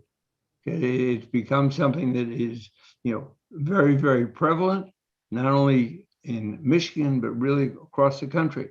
So we are there. You'll note really on the north, up against M59, you'll see one of the drive-throughs that literally brings in two cars, parallel to each other. Okay, and again, I'm half apologetic. I'm not authorized to give you names. I'll just say this is a very major tenant, and their comment is, again, we absolutely insist. And really, there's a benefit to that. It eats up some of the available space, but more important than that, it gets cars out of the parking lot aspect, and that should also be very, very helpful. Please understand, both on M59 and again on Elizabeth Lake Road, we're going to have berms and things of that sort so that people are not looking at car lights. And so I do want to mention that in passing. Okay, our intent, and obvious from what's being done, okay, is this should be a major draw, not only in White Lake Township, but in surrounding areas. Now, I do want to mention one final item. I'll probably have 14 of them, but one right now. Note the prior diagram had two entries into the shopping center. We've done away with the one in the middle. Right now, we only have the one at the west end. I'm now ready to take questions and comments and good ideas from everybody. I have a quick question. I can't read, and maybe in the parking islands, in the what are these spots right in the middle? Well, I can't read that word. It's all right. I'll be helpful. On the northernmost one, you've got a green belt. Okay, in the middle one, it's a spot away from everything. We've got some dumpsters. Okay. And also in the furthest one south, the third one, again, in fact, someone's being kind and pointing to it, are dumpsters that really will relate to the residential at the south end. What's a green belt? I'm sorry, sir? What is a green belt? Literally landscaping. Landscaping. Okay, Yeah. okay. I've got one other question. You mentioned that at one of the fast foods, and I can see it in the northeast corner. Yes. You got two rows, but I'm just thinking, you got 1, 2, 3 fast food where they're driving through, and I can see the cars if they represent the car length. I don't know if they do or don't, but I can see the cars starting to jam up there in lunch, and I can see them like in the northeast corner coming from both ways. It seems like that might be a problem, actually, and I'm for this, but I just. Well, I guess what you're talking about, Mr. Fine, is like, for example, the drive-through in the middle has 18 cars there, I think, if I can count correctly, and the other one has. I think it's 13. 10. 15. 15. Okay, I'll take your word for it. There's 13, I'm sorry. 13 Correct, here, 13 cars. 13 in the middle, and then 8 in the other two. And I know this is conceptual, but it just seems like in that right corner, wow. I could see that causing problems at certain times. Is Mr. Merrill, is from a traffic standpoint or whatever else, knowing that we've got 13 and 8 and 8, and then the possibility of all these other cars that are parked here, you know, which represents other retail space and whatever else. How about turning ratios in circulation? Well, without seeing some of the turning circles for larger vehicles specifically, I couldn't directly comment on the space that, you know, if there's enough adequate space within the parking lot for those. I do see the concern or the potential concern from the commissioner in that northeast corner, where if it does get very busy and there's vehicles trying to access that particular drive-through from the east, where they could be essentially blocking the exit of someone who just got picked up their food. That's the biggest, I think, area of concern as far as internal circulation that I can see from the quick review that I've had a chance to do today.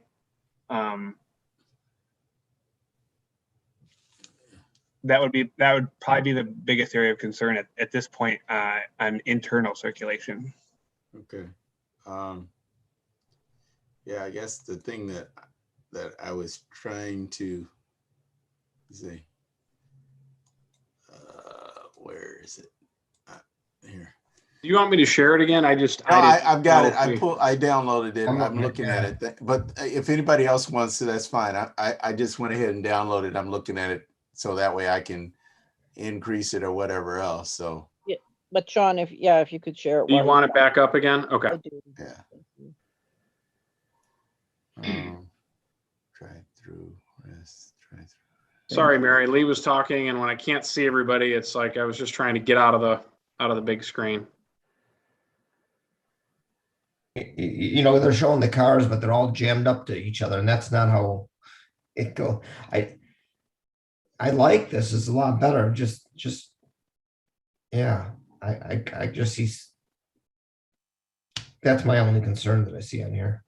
I mean, that's a detail. This is their first blush, so I'm a lot happier with this concept, and that we have an actual parklet on the corner and some other stores besides drive-through stores, some residential that I assume would be facing south. Is that a retention pond, and would that be, I assume trying to make it more aesthetic and for the residents there?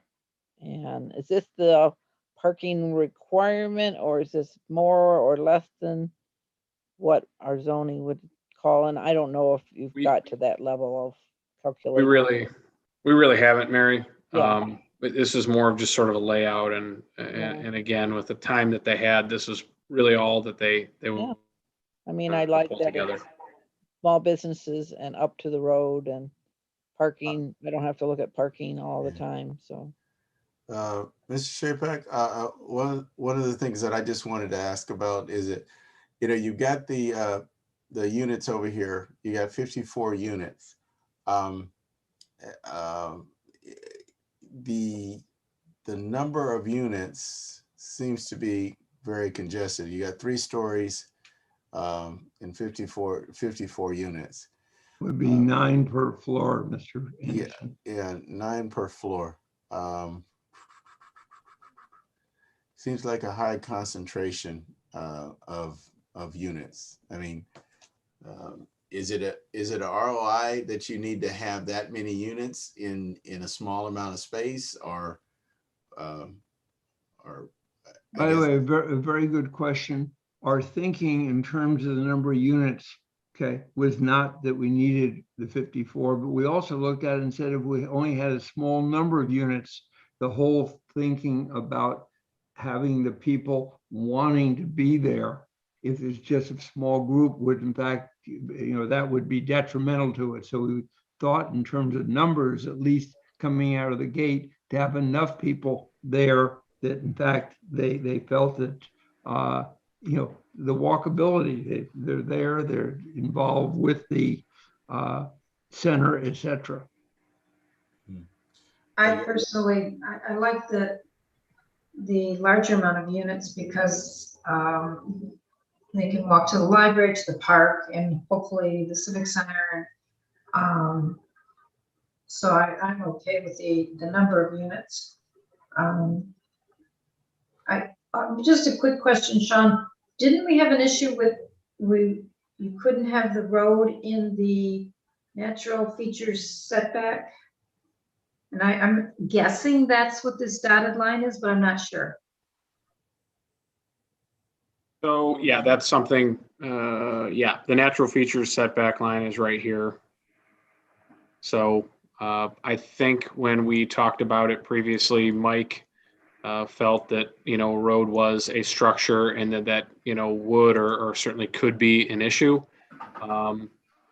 In the planned business district, you do have between you and the township board, you do have the ability to deviate from some of the zoning ordinance requirements.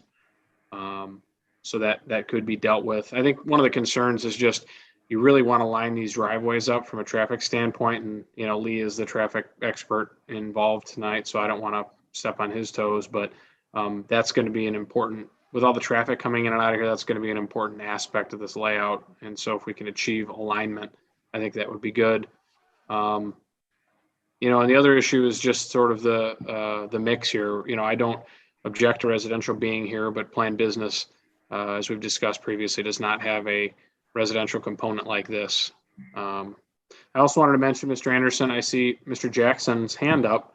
He's being very patient, very cordial, and I think he may have something to add. I don't know. Yeah, I'm sorry, Mr. Jackson. I was still looking at the plan, so please forgive me. So unmute yourself and please feel free. Thank you, Mr. Anderson, and thanks, Sean. So, I know this is in the sort of asking questions part of the dialogue. So I just wanted to throw out a question here also for some clarification. Looking at this plan, it looks like there are entrances to the buildings from the parking lot side of the buildings. So in front of, along each of the buildings, you can see that there are sidewalk entrances into the buildings facing the parking lot. But then when you look at the side of the buildings that are facing Elizabeth Lake Road and M59, they don't have the same type of sidewalks leading up to the building.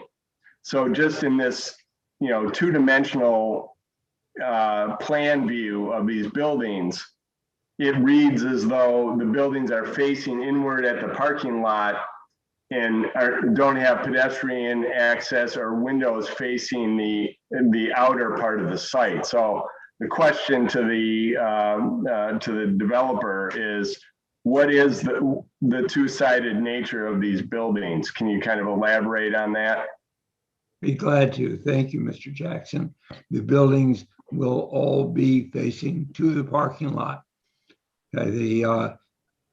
Trying to put anything at either on M59 or on Elizabeth Lake Road would not, be very effective. And the second thing is, at that point, you have people coming in to two different ends of a building, which, as I think we're all well aware, happens very rarely and generally doesn't work very well. So your comment is very interesting because, candidly, with that comment, I'd probably move the line over about 2 or 3 more feet so that without any question, there would be plenty of sidewalk and plenty of room to be able to come into those on Elizabeth Lake Road from the parking lot. So the buildings back to Elizabeth Lake Road and back to M59. Correct. Yeah, and just continuing on, John, I'm going to jump in. I think the architectural character of, I guess, then effectively the backs of those buildings is going to be really critical. I mean, they have to look just like the front Right. of a building. I mean, as a starting point. And I would even say some of these restaurant buildings, though, wouldn't some of these be able to have some doors on both sides? Yes, that, okay. Again, the open question on that, the answer is yes. Okay. In fact, in particular, taking a look at both the restaurants that are in the northeast corner, both of them have access onto the patio landscape feature area, which is, as you can see, a good size, area. Probably, I'm guessing when I say well over a half an acre.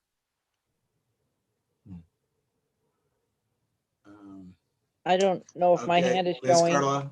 Yes, I go just want to say that downtown Melford is a place that I frequent my whole life, and almost every restaurant and store has a back and front, and it works just fine. So, Okay, I hope thank that you. there was some opportunity there. Thank you. I want to go back to one other more question or comment. I have to respect Ms. DeHart for she liking the idea of the number of units. But I guess I have to go ahead and look at what is the architectural look and structure of the areas, other things that are around there. I mean, it's more of like, the library is 1 story. We got all the retail, everything is 1 story. And then we only have 2 stories. We have 2 stories at the assisted living, and I'm sorry if I think it's assisted living, if that's the term. And that's 2 stories, right, Sean, Mr. O'Neill? I can't remember. I believe it's 3 stories. It is 3 stories? I will take a look. I'll stop sharing and take a quick look. Mr. Henson, while he is looking, let me give you part of an answer. Okay, you are correct that most everything in here is 1 story. Okay, we have 2 additional thoughts, but we also, and that, I think we've got an awful lot done in a week. Okay, so we're certainly not coming in at this point. Our intent was to work with you all this evening, be continuing, and when we're coming back in, at that point, we will have the architectural layouts, etc. And again, we'll be seeking your input. Okay. Now, 2 things. One of the things that I think was mentioned at the last meeting or somewhere was it would be nice if one of the restaurants, had a terrace on the roof for people to have a place to meet and enjoy, etc. That's one of the things that's being looked at. The other is dealing with Starbucks. Oh, excuse me, would be again to put, maybe a 8 or 10 or 12-foot tower on it, not that large, but large enough to have a large Starbucks sign on or something of that sort. Okay, I have a wife who happens to, be a Starbucks aficionado, and when we're driving places, I'm spending half my time looking for Starbucks. So that's something like that would probably help in terms of being a draw as far as people be able to very quickly see where the Starbucks and other tenants would say, hey, we're in the shopping center with Starbucks. Okay. Ms. Grubb? First of all, I'd like to say thank you for making effort, and I appreciate your concept plan. And I can see that you are listening to us. I was a little disappointed to see a 3rd drive-through. But then also with the apartment living, it shows 7 garages for each building. I'm assuming those would be 1-car garages there? That is correct. Okay. I know this is just a very quick concept plan, but I would be concerned that the parking would be enough to support that much building. I do agree with Debbie DeHart about having a larger number of units, but I'd like to see something, how you're gonna pull off a little more parking for that too. So if you guys Mr. O'Neill ended up showing the assisted living that it is 2 stories. That's what I thought. So just to understand that I'm not trying to cut the number of units down. I'm just trying to be able to support the overall aesthetic in the environment. So, Mr. Is it Jaywich? Yes. Jaywich. Okay. Yes, sir. Well, I'd like to comment on a couple of things. First, I am happy that we all meeting again regarding this. Mr. Shapak did a wonderful job presenting this, but few comments from the last meeting we had with the members. Four things came out, and we listened to them and we addressed them in here. One of them is building along Elizabeth Lake Road. We added buildings along Elizabeth Lake Road, and in continuation of the buildings on M59, we flipped the building to be to the inside and to the facing the parking lot. We did the mixed use and we added the apartment, and we enhanced the things again with the having the drive-through in between the building where you right now it's not there's minimum interference with the pedestrian all along the things and it's hidden between buildings, and that's the only way if you're going to have the building against the road to have the drive-through. It has to be that way because it won't work. You have to circle around because you cannot go behind the building now. And back of the building, we're gonna have to work on it to be like Sean said. It has to be worked out where the back of the building look like the front. There's a similar concept on Haggerty and 7 Mile, exactly southwest corner, Haggerty and 7 Mile. It's identical to this kind of layout where the building against the road and the parking and the face of the building to the parking lot. And they did a wonderful job as far as the back of the building. And this is a couple, 3 years old development. It's really state of the art. And this one is going to be almost the same and even better. We addressed most of the comments came out in that meeting. So it's a total change of the plan. The plan right now, we worked on the plan, previous plan, all the way to preliminary. All the engineering was done on it. So we yanked everything out and we start all over again to meet all these comments raised by the commission members. So I think this layout addressed most of the comments, most of the concern, most what you guys like to see in that development. In that change, we always, Mr. Shapak talked about viability. It has to work economically. So that's why you see it the way it is. It's a mixed use. At the end of the day, we are give and take, like Mr. Shapak said. Has to be some kind of, middle ground. We worked hard on these things with a short period of time, and I think we're really almost there. While you were talking, Ned, I went to the area that you were talking about, and I can just share. I mean, it's a little different scale. Is this what you're talking about? Kind of where Granite City is? Yes, exactly. I mean, obviously, this is set. Yeah, this is set obviously further back from the road, but this is a project you're talking about. Yes, if you look at Haggerty, there is a series of buildings all the way to the corner. They all back to the Haggerty. The setback is a little bit on Haggerty, wider, so you see them a little bit to the back, but right behind the sidewalk, look at those buildings. This is the back of those buildings. And the back of the building, it looks like the front, and they got the sign on them. They got some spandrel windows, fake windows, towers. It's really, when you look in the back, it seems like, you don't look at the back of a building. So that's what we're going to work on. And then we would like to see that kind of image, the same thing. And of course, you want to look at the back of a building. You don't want to look at like, doors and things.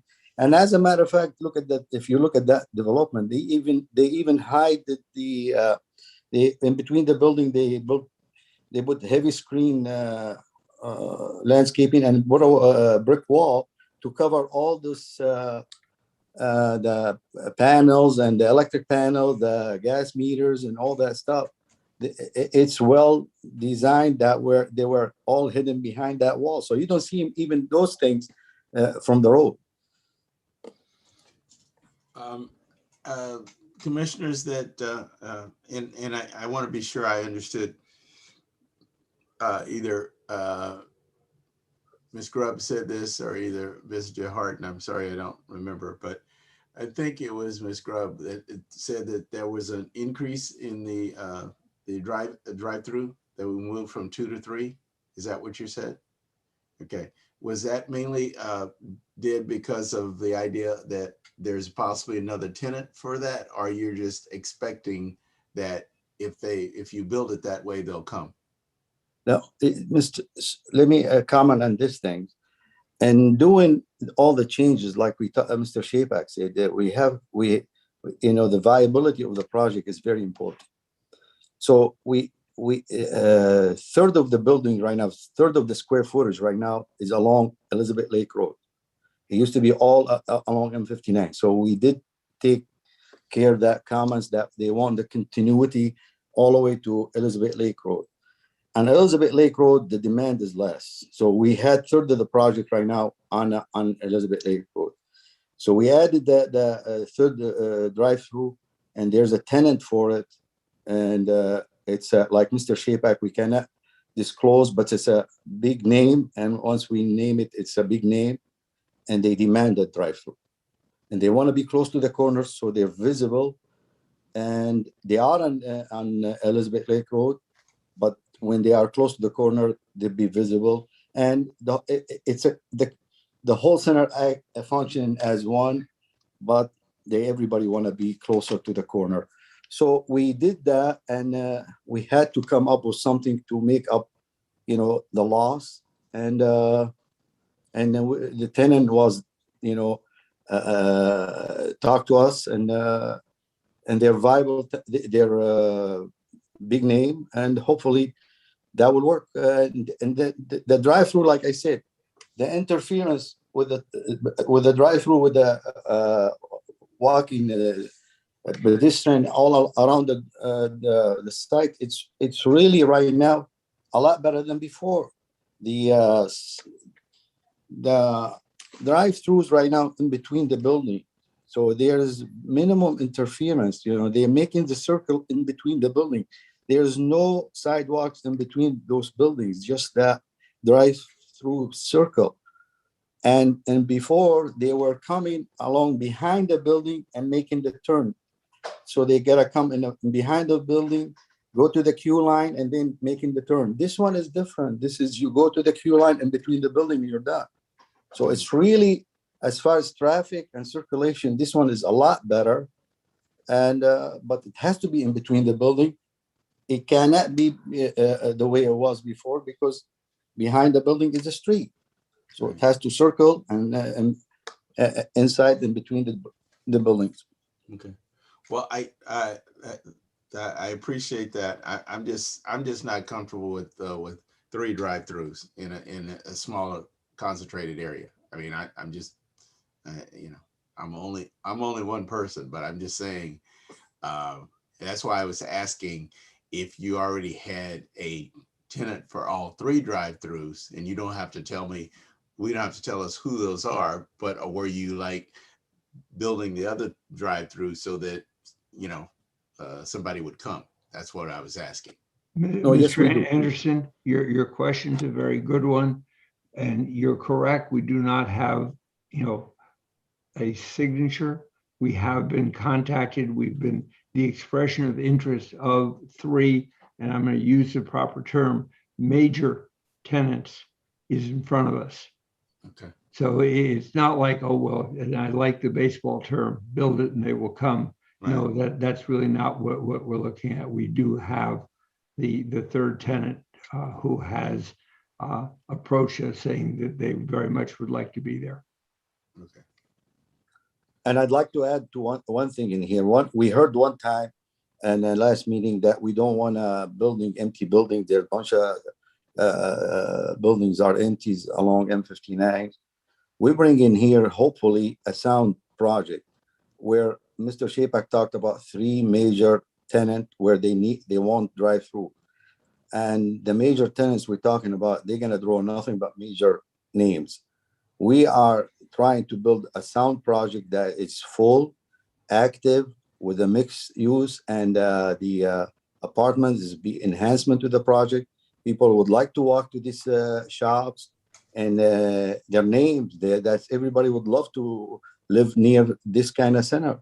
So I think the number of units, I think they're going to be in demand, and all follow the names and picture of the center. And the center, the more it sounds and well laid out and well filled out. So that's the whole completion of the whole picture.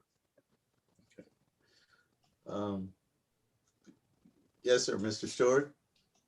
Well, I just want to say thank you to both Mr. Shapak and Mr. Jawish. Obviously, you did listen to everybody, and my initial reaction to the plan was excitement and positive because you did adopt so many of the suggestions that were made. I kind of share Mr. Anderson's thoughts about the third drive-through, and the location of the dumpsters wasn't warm and fuzzy, but I'll leave that to later. But my question is, you have a number of retail spaces. Do you realistically think you can fill those retail spaces, particularly given, there's a few open spots just across Elizabeth Lake Road? Let me try to answer that for you, Mr. Seward. I'd like to tell you I had a crystal ball. I know better. Okay. But my reaction, and I think if any one of us drives up and down M59, you have centers that are completely full and you have centers that are half empty. And the reason why I'm really pushing, change the I, we are really pushing for the 3 drive-throughs is that those 3 will do wonders in regard to being very high quality tenants. They will in fact bring other tenants with them. I think we're all well aware that when you're dealing with a retail center, who your anchor is, who your tenants are, will dictate how the overall center succeeds. Excellent. Will the drive-throughs also have space in the interior for people to come in and make use of whatever products are being sold at the drive-throughs? I would expect the answer to that is yes. We really, as you can appreciate, haven't laid them out yet, but as we take a look at whether or not you're going to Starbucks, again, it's on the tip of my tongue, and I'm going to bite my tongue because I'm not really authorized to give you the names, but I'll say on the other 2 very strong tenants, in both cases, in their other facilities, they have both drive-throughs and walk-in, as well as actually seating in the in that restaurant. And I guess my question also is to both of you. We are not being asked to approve rezoning tonight. Is that accurate? That is accurate, although in a conversation with Sean this afternoon, he said, based on the fact that we're now looking more towards the town center concept as compared to the other, should we go ahead and do it? I'm not against it, but I don't think that doing one without the other really accomplishes very much. I think continuing to work together, and again, my appreciation to you all for working with us this evening on this. So, if you all think it's wise, okay, come on, you all have a lot more experience than I do on the planning commission. You think it's wise to break it up?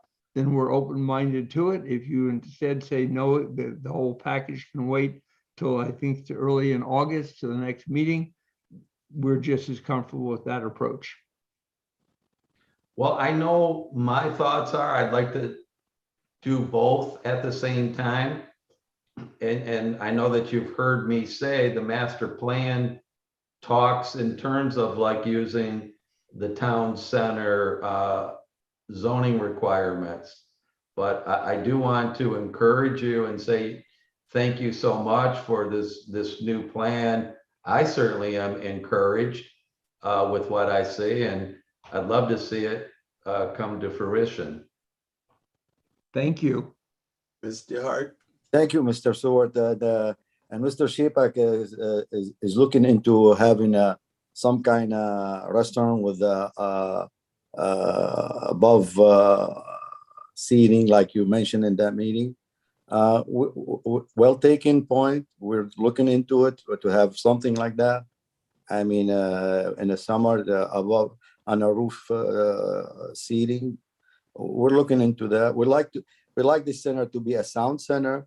I mean, that's a difference between those centers up and that. If you think, think the center and the tenants and the draw, that's what makes successful centers from, halfway center. We're looking to accommodate those big names, and in accommodating them, we want to make sure we have a good center that can accommodate them too. Mr. Hart? Thank you. I just want to say that I too was very happy to see such a large change. I like the fact that you've staggered the facades of the buildings, the elevations, that it's not one straight wall. My only comments would be the dumpsters in the center of the parking lot. And I too understand that this is just a concept, but my concern is when people from the community see an empty dumpster in the middle of the parking lot, I can see them being overflowing and looking not wonderful rapidly. And I agree with Rhonda that the parking, is there enough parking for those apartments? And the walkability from the apartments to the sidewalk, I can't quite figure out how that's going to happen. And we want those people in those apartments to be able to walk to all the buildings. Those are my comments. Thank you. Mr. Bahar? Unmute yourself, please. I'll make my comments quick because, we pretty much said it all, but to echo the other commissioners, you listened, it's amazing. You actually listened to my pitch on residential, which kind of blows my mind, but the positives are that, you got rid of the roundabout, you put retail, you put property on Elizabeth Lake Road. The negatives are you picked up another drive-through. I think you're going to have some unhappy retailers because you put 3 drive-throughs through there and you put and you're talking about, you've got to draw the hot guys, the Starbucks, and maybe you're going to put a mini McDonald's or something in here. That traffic flow, and those retail people can't get people to park and walk across and break through the lines, because I think your stacking is probably unrealistic. This isn't what I do for a living, but this is just my opinion. You've turned this into a great big food court, which is kind of cool. I like it. Throwing in the apartments was cool, but Mr. Shepak, you made a comment. I think you were a little irritated at the time. You said, "Who the hell would want to live next to a commercial center?" And I think it's a valid, because I don't know how much buffering you've got there. I'm also concerned about the parking. I don't get where you've got 54 units, where the hell do all these people going to park? I don't get it. I love it, but I hope you're planning, you're consulting people and say, "Oh yeah, we can rent those puppies up, no problem." But other than that, I'm sounding negative, and I don't mean to, because you've listened, you've done some great things. But I hope for the viability of this thing. I'm done. Thank you. Anybody else have any comments? Yeah, as I said, go ahead, Mr. Slicker. Yeah, I this might be a question for Sean, but don't these drive-throughs need like a escape lane or a bypass lane? I mean, typically you see that on them. Yeah, they are supposed to have a bailout lane. And I think with some reconfiguration, you might be able to achieve it. Not all along the way, like for example, I mean, these aren't these aren't that deep. I mean, if you can't see 4 cars ahead, and I guess you get in line, then right, then you're getting something. Yeah, I mean, if you were to, can you guys see my cursor? Right. Yeah. I mean, if you widen some of this out, almost a third car back could bail out in some of these. If you were to shift some things around, they might be able to squeeze that. But many drive through. I mean, the purpose of the bailout lane is you can get out at any point. It's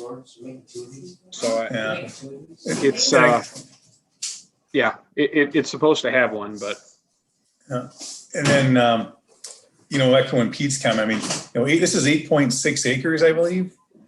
I mean, an Applebee's is about 1.5 to 2. So, and those are what, 3,000 square feet. So you had 4 of them, that'd be 12,000 square feet. And I think this is what, 27,000 plus the 54 units. I mean, that's a pretty dense site. I mean, I can appreciate the that they want to get as much as they can on this thing, and that's typical for planned business development. But I just like Pete says, I want it to be viable, and the last thing we want to do is see empty retail or have retail that isn't viable because there's not enough parking for it. I don't know if they've done an analysis on that. I guess I'd like to see something along those lines, because I don't know where these parking demands came from, but it just seems like this is a pretty dense site. And then, you only got 7 garages for 27 units. And I don't know how these units, do we know how big the units are for the apartments?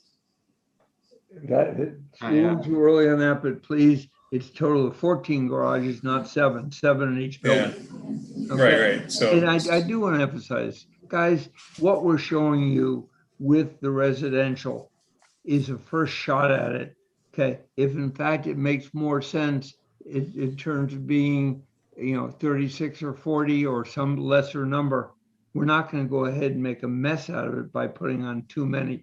We just wanted to show that we were attuned to the suggestion of bringing in some residential. And we felt, as I had mentioned a little bit earlier, that if we put 20 units or 15 units back there, it would seem like they were a little bit lost. So we felt it was necessary to have enough units that, in fact, that with that, there was a feeling that, yes, the work, live concept made some amount of sense.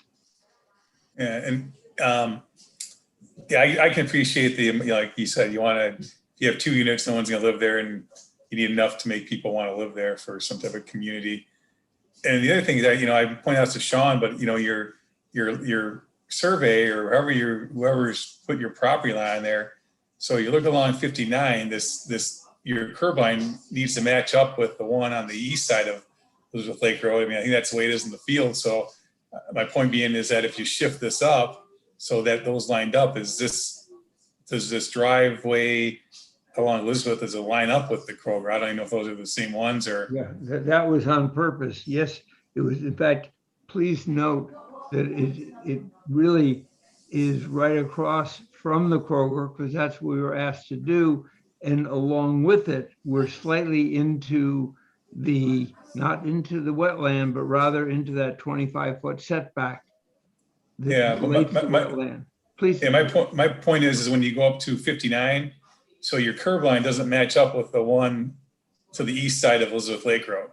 So if you were, which is the way it is out there, so I don't know where this came from, but if you push that up, I don't even know that you can line up with that, I guess is what I'm getting at. I want to be careful of something. What you're seeing on the right is not anything other than a place for a group of notes. Okay. With the exception of showing you that our exit onto Elizabeth Lake Road is intended to be exactly opposite the one coming out of Kroger.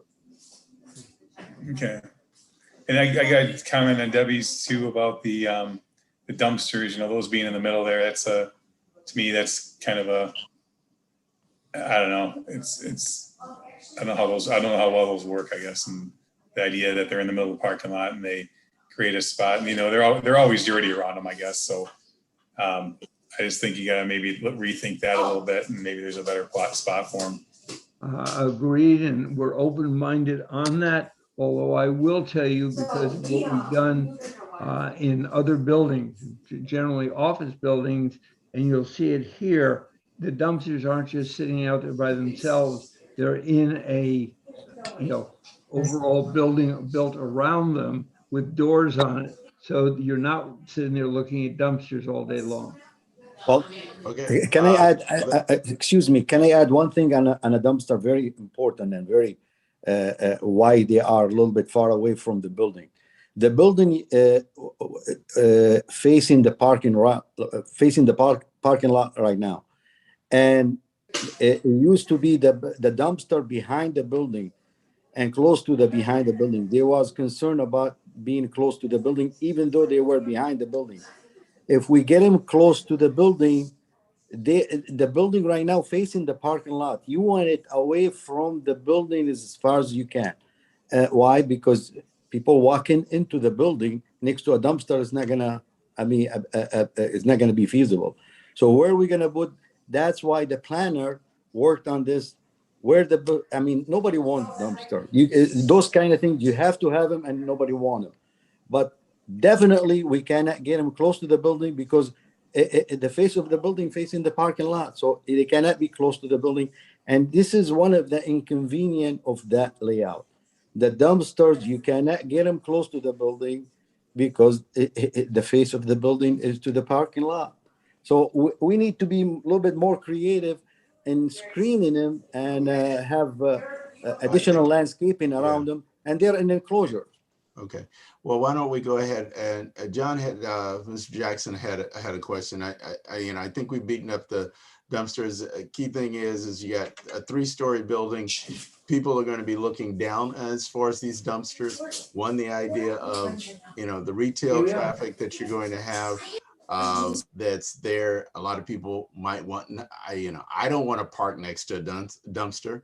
I mean, if I'm in the parking lot and it's a dumpster, I don't want to park next to it because people are going to come. So yes, why don't you rethink it, talk about the idea of shielding it or whatever else. So Mr. Jackson, go ahead. You got to unmute yourself. Thank you. Thank you. This is the first time I've ever used Zoom, so thank you. So this might be premature, but I wanted to just touch on the zoning issue for a second. So the initial application was for planned business, which does not anticipate mixed use, including residential. So based on the nature of how the project has evolved, probably the most appropriate zoning approach would be to go as a planned development, which does allow the mix of land uses. I think the other option would be to go straight town center, but I think there's too many deviations from what that district requires in terms of the development standards that they would have a hard time meeting the standards in the town center district. And if they use the planned development approach, then we can incorporate some of the other provisions that are in the town center district into the plan as it continues to evolve. So I think the approach would be to go to a planned development approach. Then a couple other quick questions. As the developer continues to work on this, I think the issue of the number of drive-throughs is going to be important in terms of giving him guidance for when he comes back next time. Also, I just want to verify that everyone seems to be okay with the orientation of the buildings, with the understanding that the exterior, the side of the buildings that are facing Elizabeth Lake Road and 59 would be architecturally significant, equal, equivalent to the other sides of the buildings. And then, of course, we'll work through the issues of parking and those sort of things as the project continues to evolve. And, some things with the drive-throughs, like if you look at the drive-throughs right now, they have pedestrian access from 59, into the site. So as a pedestrian, you're walking basically right next to the drive-through. So those are some little details, little nuances that we can work with the designer to address. The developer also pointed out with his example of Haggerty Road, how there is a lot of equipment and mechanical things that are located on the backs of buildings. And on Haggerty Road, they were able to put it in a sort of confined area and screen it. So where is that area in this plan? Those kind of things will continue to flesh out as the plan evolves. But I just mostly wanted to point out the fact that we'll probably have to pivot on the zoning approach and go to plan development. Okay, thank you, Ms. Jackson. Yes, Mr. O'Neill. I would agree with John. And one thing I wanted to mention too, and I had an opportunity to speak today, just briefly, because I think it's just important to mention, though it might be getting into the weeds a bit. Talked to the person who put this plan together and really shared with him my concern that there really isn't a solid break. There's no break between the two types of uses here. And, so I talked to, you can see my cursor, about possibly putting a green belt through this planning area and separating it and actually dividing off the parking on the north side to go with the commercial side and maybe the south side to go with the residential side. Obviously, it depends on how the numbers really stack up, and kind of maybe shifting this driveway further up to maybe line up with this row of parking so that any kind of cut through traffic would not meander through the area that's maybe more residential, and then punch sidewalks from these units at some location, maybe a couple of them, through the parking lot to, the commercial buildings both across on 59 and down the side at Elizabeth. So there's some more walkability. There's not, a whole lot of attention that's been paid to sidewalks internally here beyond just what's out in front. And I think that the reduction that Mr. Shapak and by several others is going to be necessary to probably make this all work. 54 units seem like a big number to me. And if you're able to reduce that a bit, then it's going to reduce the demand for parking, and it's going to provide more open space. If you're to shrink the footprint, if you're to take a level off, for example, if you take obviously a floor off, and Mr. Shapak mentioned there's 9 on each floor, you're right down to, I think, about 36 units with a 2-story approach. So it's just kind of how they want to approach that. Do they want to, just stack them more and cover less ground, or leave them kind of with a similar footprint, just with a shorter building? So I think there are a lot of things that need to be tweaked. Like John just mentioned, we've got to pay attention now to screening off some of these things that we don't want to see, because that's going to be one of the biggest issues. It says green belt, but it's not just a green belt. It's probably going to be some sort of a knee wall with landscaping on it or in front of it, something that's going to be architecturally appealing and really do a job of making sure that people passing by an M59 are not looking at cars in a drive-through. That is not what we want to see.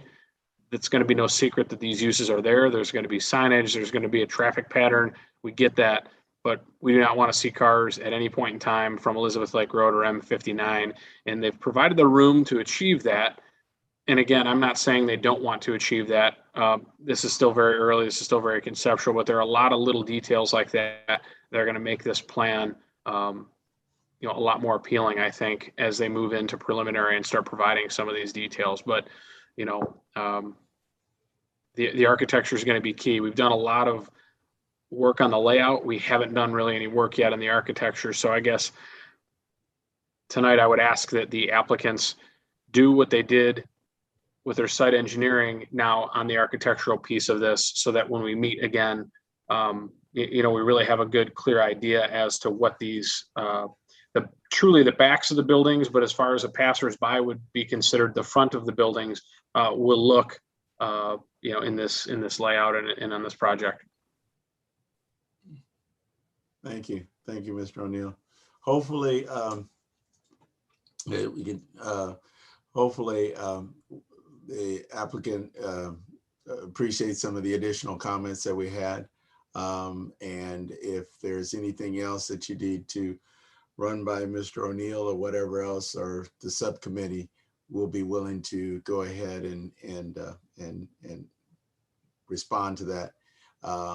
Yeah, aesthetically, some of the things will help us, knowing the architectural look, the colors and everything else. So depending on what you're going to be doing, can always assist us in understanding exactly what you want to do. So, hey, Steve, the applicant doesn't have any more questions. I do. Okay. Seward, can you hear me? Yes, go ahead. So this is to Mr. Jackson and Sean.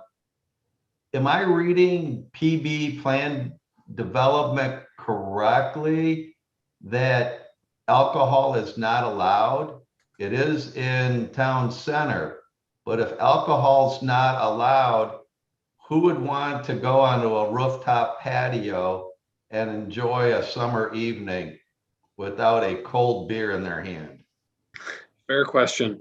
Yeah, the ordinance does say that it would be restaurants without alcohol. I can share my screen here again.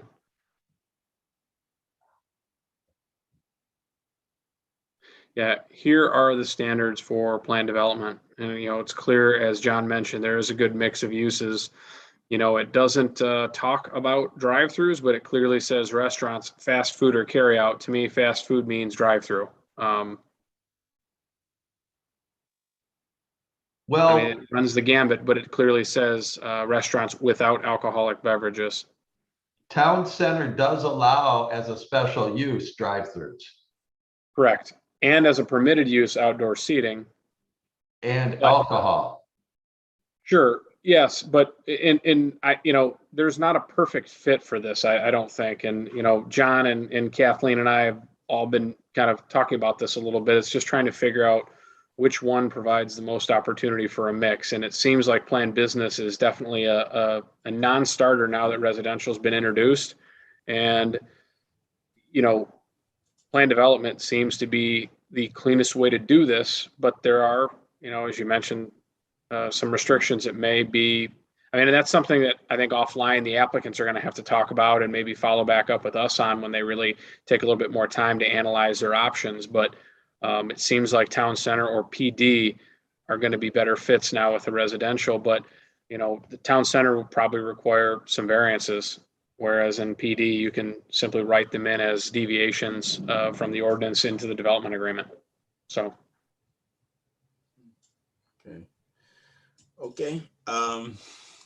If it's okay with everybody else, we can move on to if applicants doesn't have any other questions. We appreciate your time. One, being able to stay through the first applicant, and anything else? Yes, Mr. Anderson, thank you really to you and the entire group for your comments. We very much appreciate the thoughts, the guidance. We are working and we'll be back very shortly. Okay. Thank you very much. I appreciate it. Okay. You guys don't have to hang around, but you're more than welcome to. I thought we'd be sent out with Mr. Ruggles out to the parking lot. He's probably wandering around the farm. Yeah. Okay. Thank you, everybody, and appreciate your time. Okay, good. Okay, where's my agenda here? Where'd it go? Okay, here we go. So move right on to number 8, Do we want to let Jacob, if Mr. Ruggles is still out there, he can come back in. If not, we'll try to get through here in the next couple of minutes here. New business, we don't have any new business, right? Liaison reports. Do we need to have any reports from planning from Parks and Rec or ZBA? Parks, we met last night in person. What a concept. Wow. We met at Holly Park. It was a very pleasant evening, so it was a good night to meet outside. One thing, CJ Brada is no longer on Parks Committee. So now we are a committee of 5. Who was that? CJ Brada. Oh, okay. I didn't know him. I'm sorry. Yep. He was on there for about a year, a little better than a year and a half. Oh. And actually I'm going to miss him. He had good input. We don't have our picnic tables quite yet for Stanley Park. Hopefully those will be in soon. And the sign for Stanley Park is here and ready to be put up. It just needs some type of a frame to hold up the temporary sign.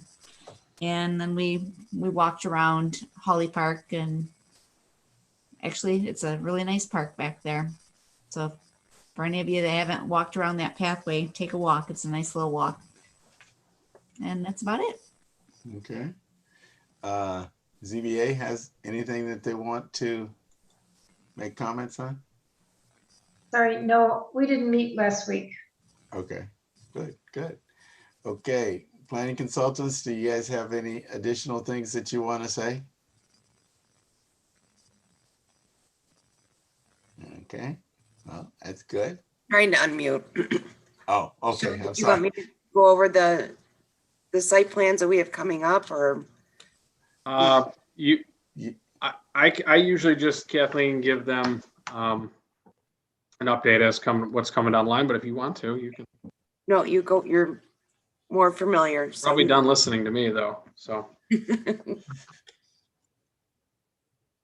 Yeah, sorry. I don't Go know if you ahead, guys have- include that in your plan, also I your will. planning consultant report, I mean, director's report.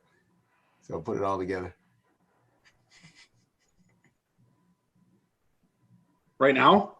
All right, okay, I'm up. All right, so. You got 2 minutes, go ahead. Yeah. All right, I'll hurry. In September, I believe all boards and commissions will go back to meeting in person. Parks met last night, but they were outside, so there was no issue. Obviously, we're trying to all kind of do it at the same time, so it's easier for the public to kind of transition with us. CIP, the annual update of the CIP is underway. Generally, we send to you in the second August meeting the draft of the CIP. I don't expect a tremendous number of changes to this year's plan. We were hoping to be able to incorporate census data, but I don't know that we're going to have it in time, and we're probably not going to wait. We want to get this done in September, so the board has it at budget time per usual. So the first meeting in September, you guys will have your public hearing on it if all goes well. I think I mentioned this before, but I just want to go through it again. Trailside Meadow is a project you guys are all familiar with off of Elizabeth Lake Road. They are doing something that is somewhat similar process-wise to what Preserve at Hidden Lake did. They have their approved site plan. They're coming back and saying, hey, we want to change a second phase slightly.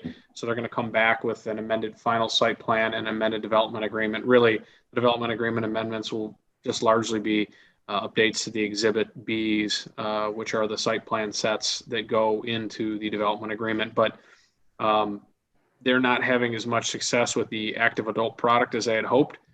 So if you remember, that project was roughly 50% active adult and 50% single family. So they're going to take the half of the active adult product and convert it back to single family with smaller lots. So we're working through that right now. I think that plan went under review I think very beginning of this week it went out. So we'll take a look at that. They're getting ready to clear trees in that phase. Shortly, we walked the site and actually were able to preserve a few dozen trees that would have otherwise been down based on the approved site plan. So I appreciate MI Homes working with us on kind of adjusting the clearing limits. At the township board next week, the Oakland Harvester plan will move ahead and be considered, their preliminary site plan, as will the Pontiac Lakeview apartments, which are the ones that we mentioned previously when I asked Debbie about the parking lot in the ZBA. They were able to obtain variances, so they're going to be on the agenda next week. Couple of projects, well, and I should have mentioned with Trailside Meadow, also kind of an exciting and interesting, the Sonic redevelopment. You know, the Sonic went up, I don't know, a dozen years ago or so, and they're already tearing it down. It's been vacant for a period of time. They had a flood in there with a little bit of a water line break, and the whole building will come down, and it'll be a double user with a drive-through. We don't know exactly who the user will be quite yet. I'll let them get into that, but they're going to be on your agenda for August 5th. They were able to get through preliminary site plan with one review, which is not surprising given that all the utilities are there. They're simply raising a building and building a new one, and they're even reusing things like the dumpster enclosure as well. So that's a great thing. Nobody wants to see a vacant building sitting in the middle of what's an otherwise viable section of commercial projects. So that I think will move fairly easily through the process. Not that you guys are going to take it easy on or anything, but just that there's not a whole lot to do here. So, Sean, and I'm sorry. Well, you said a double? They'll have two users. I don't have the site plan handy, but yeah, they'll have two users, and one of them will have a drive-through. Okay, I got you. They've been kind of kicking around restaurants, right? They haven't said. Okay. But yes, I mean some drive-through type user, yeah. And sometimes different projects are at the same time competing for the same end user, which becomes a little odd. It happens from time to time, and they don't all know that they're all kind of competing same user. So I think that's oftentimes why they play things close to the vest. But yeah, and I don't know, Kathleen, I don't think I missed anything, did I? It's just those couple projects. You have to straighten me up here. Okay. I think that's about it at this point. The other thing I'll mention, and it was put out by the supervisor's office on Facebook today, is a request for funding was made by the township a couple of months back through Congress, through Congresswoman Stevens' office. And we found out that it's taken some significant steps, and I'm not sure that we're necessarily funded, but I think we're awfully close.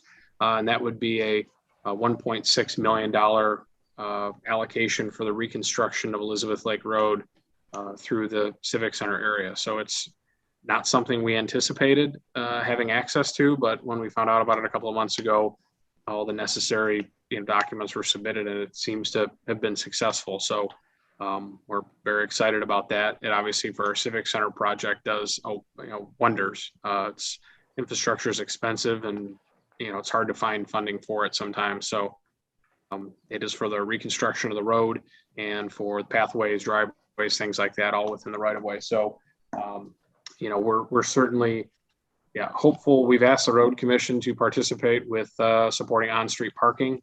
We haven't been successful in achieving that approval yet, but we'll certainly still continue to ask them. We think that that's an important component, but we'll see what happens. So is Mr. Ruggles going to come back and give anything from the board, or is that up to you now? Me? Yeah. That seems like it might be above my pay grade. I don't know. The township board, well, they meet next week, so I'm trying to, I don't think that there's anything new to report since our last meeting. They haven't met since he gave you a report back on the 1st. Okay. Hey, I just wanted to give you an option to be able to do that. So, thank you. And let's just say this thing here. So let's got direct support, other business, communications. We will have a meeting on August the 5th, right? Correct? Yes, the Sonic redevelopment. We're asking them what they'd like to call it because that's what we've been calling it. But I will not be here. I'll be out of town, but Justin will be handling that meeting. Oh, so it'll probably go real smooth. Probably, yeah. A lot more intelligent comments from the staff too with him here. You will be missed, Sean, to be Well, thank honest you. with you. So, okay. Do I have a motion for adjournment? Motion to adjourn. Okay. Do I have support? Or Okay. Roll call, please. Mary Carlock, Yes. Matt Slicker, Yes. Mark Fine, yes. Joe Seward, No. Debbie DeHart, Yes. Peter Maher, Yes. Steve Anderson, Yes. Rhonda Grubb, yes. Okay, guys. Have a great weekend. Sorry it was a long one tonight, but that's where we earn the big bucks. Ha ha ha. Have a good night, everyone.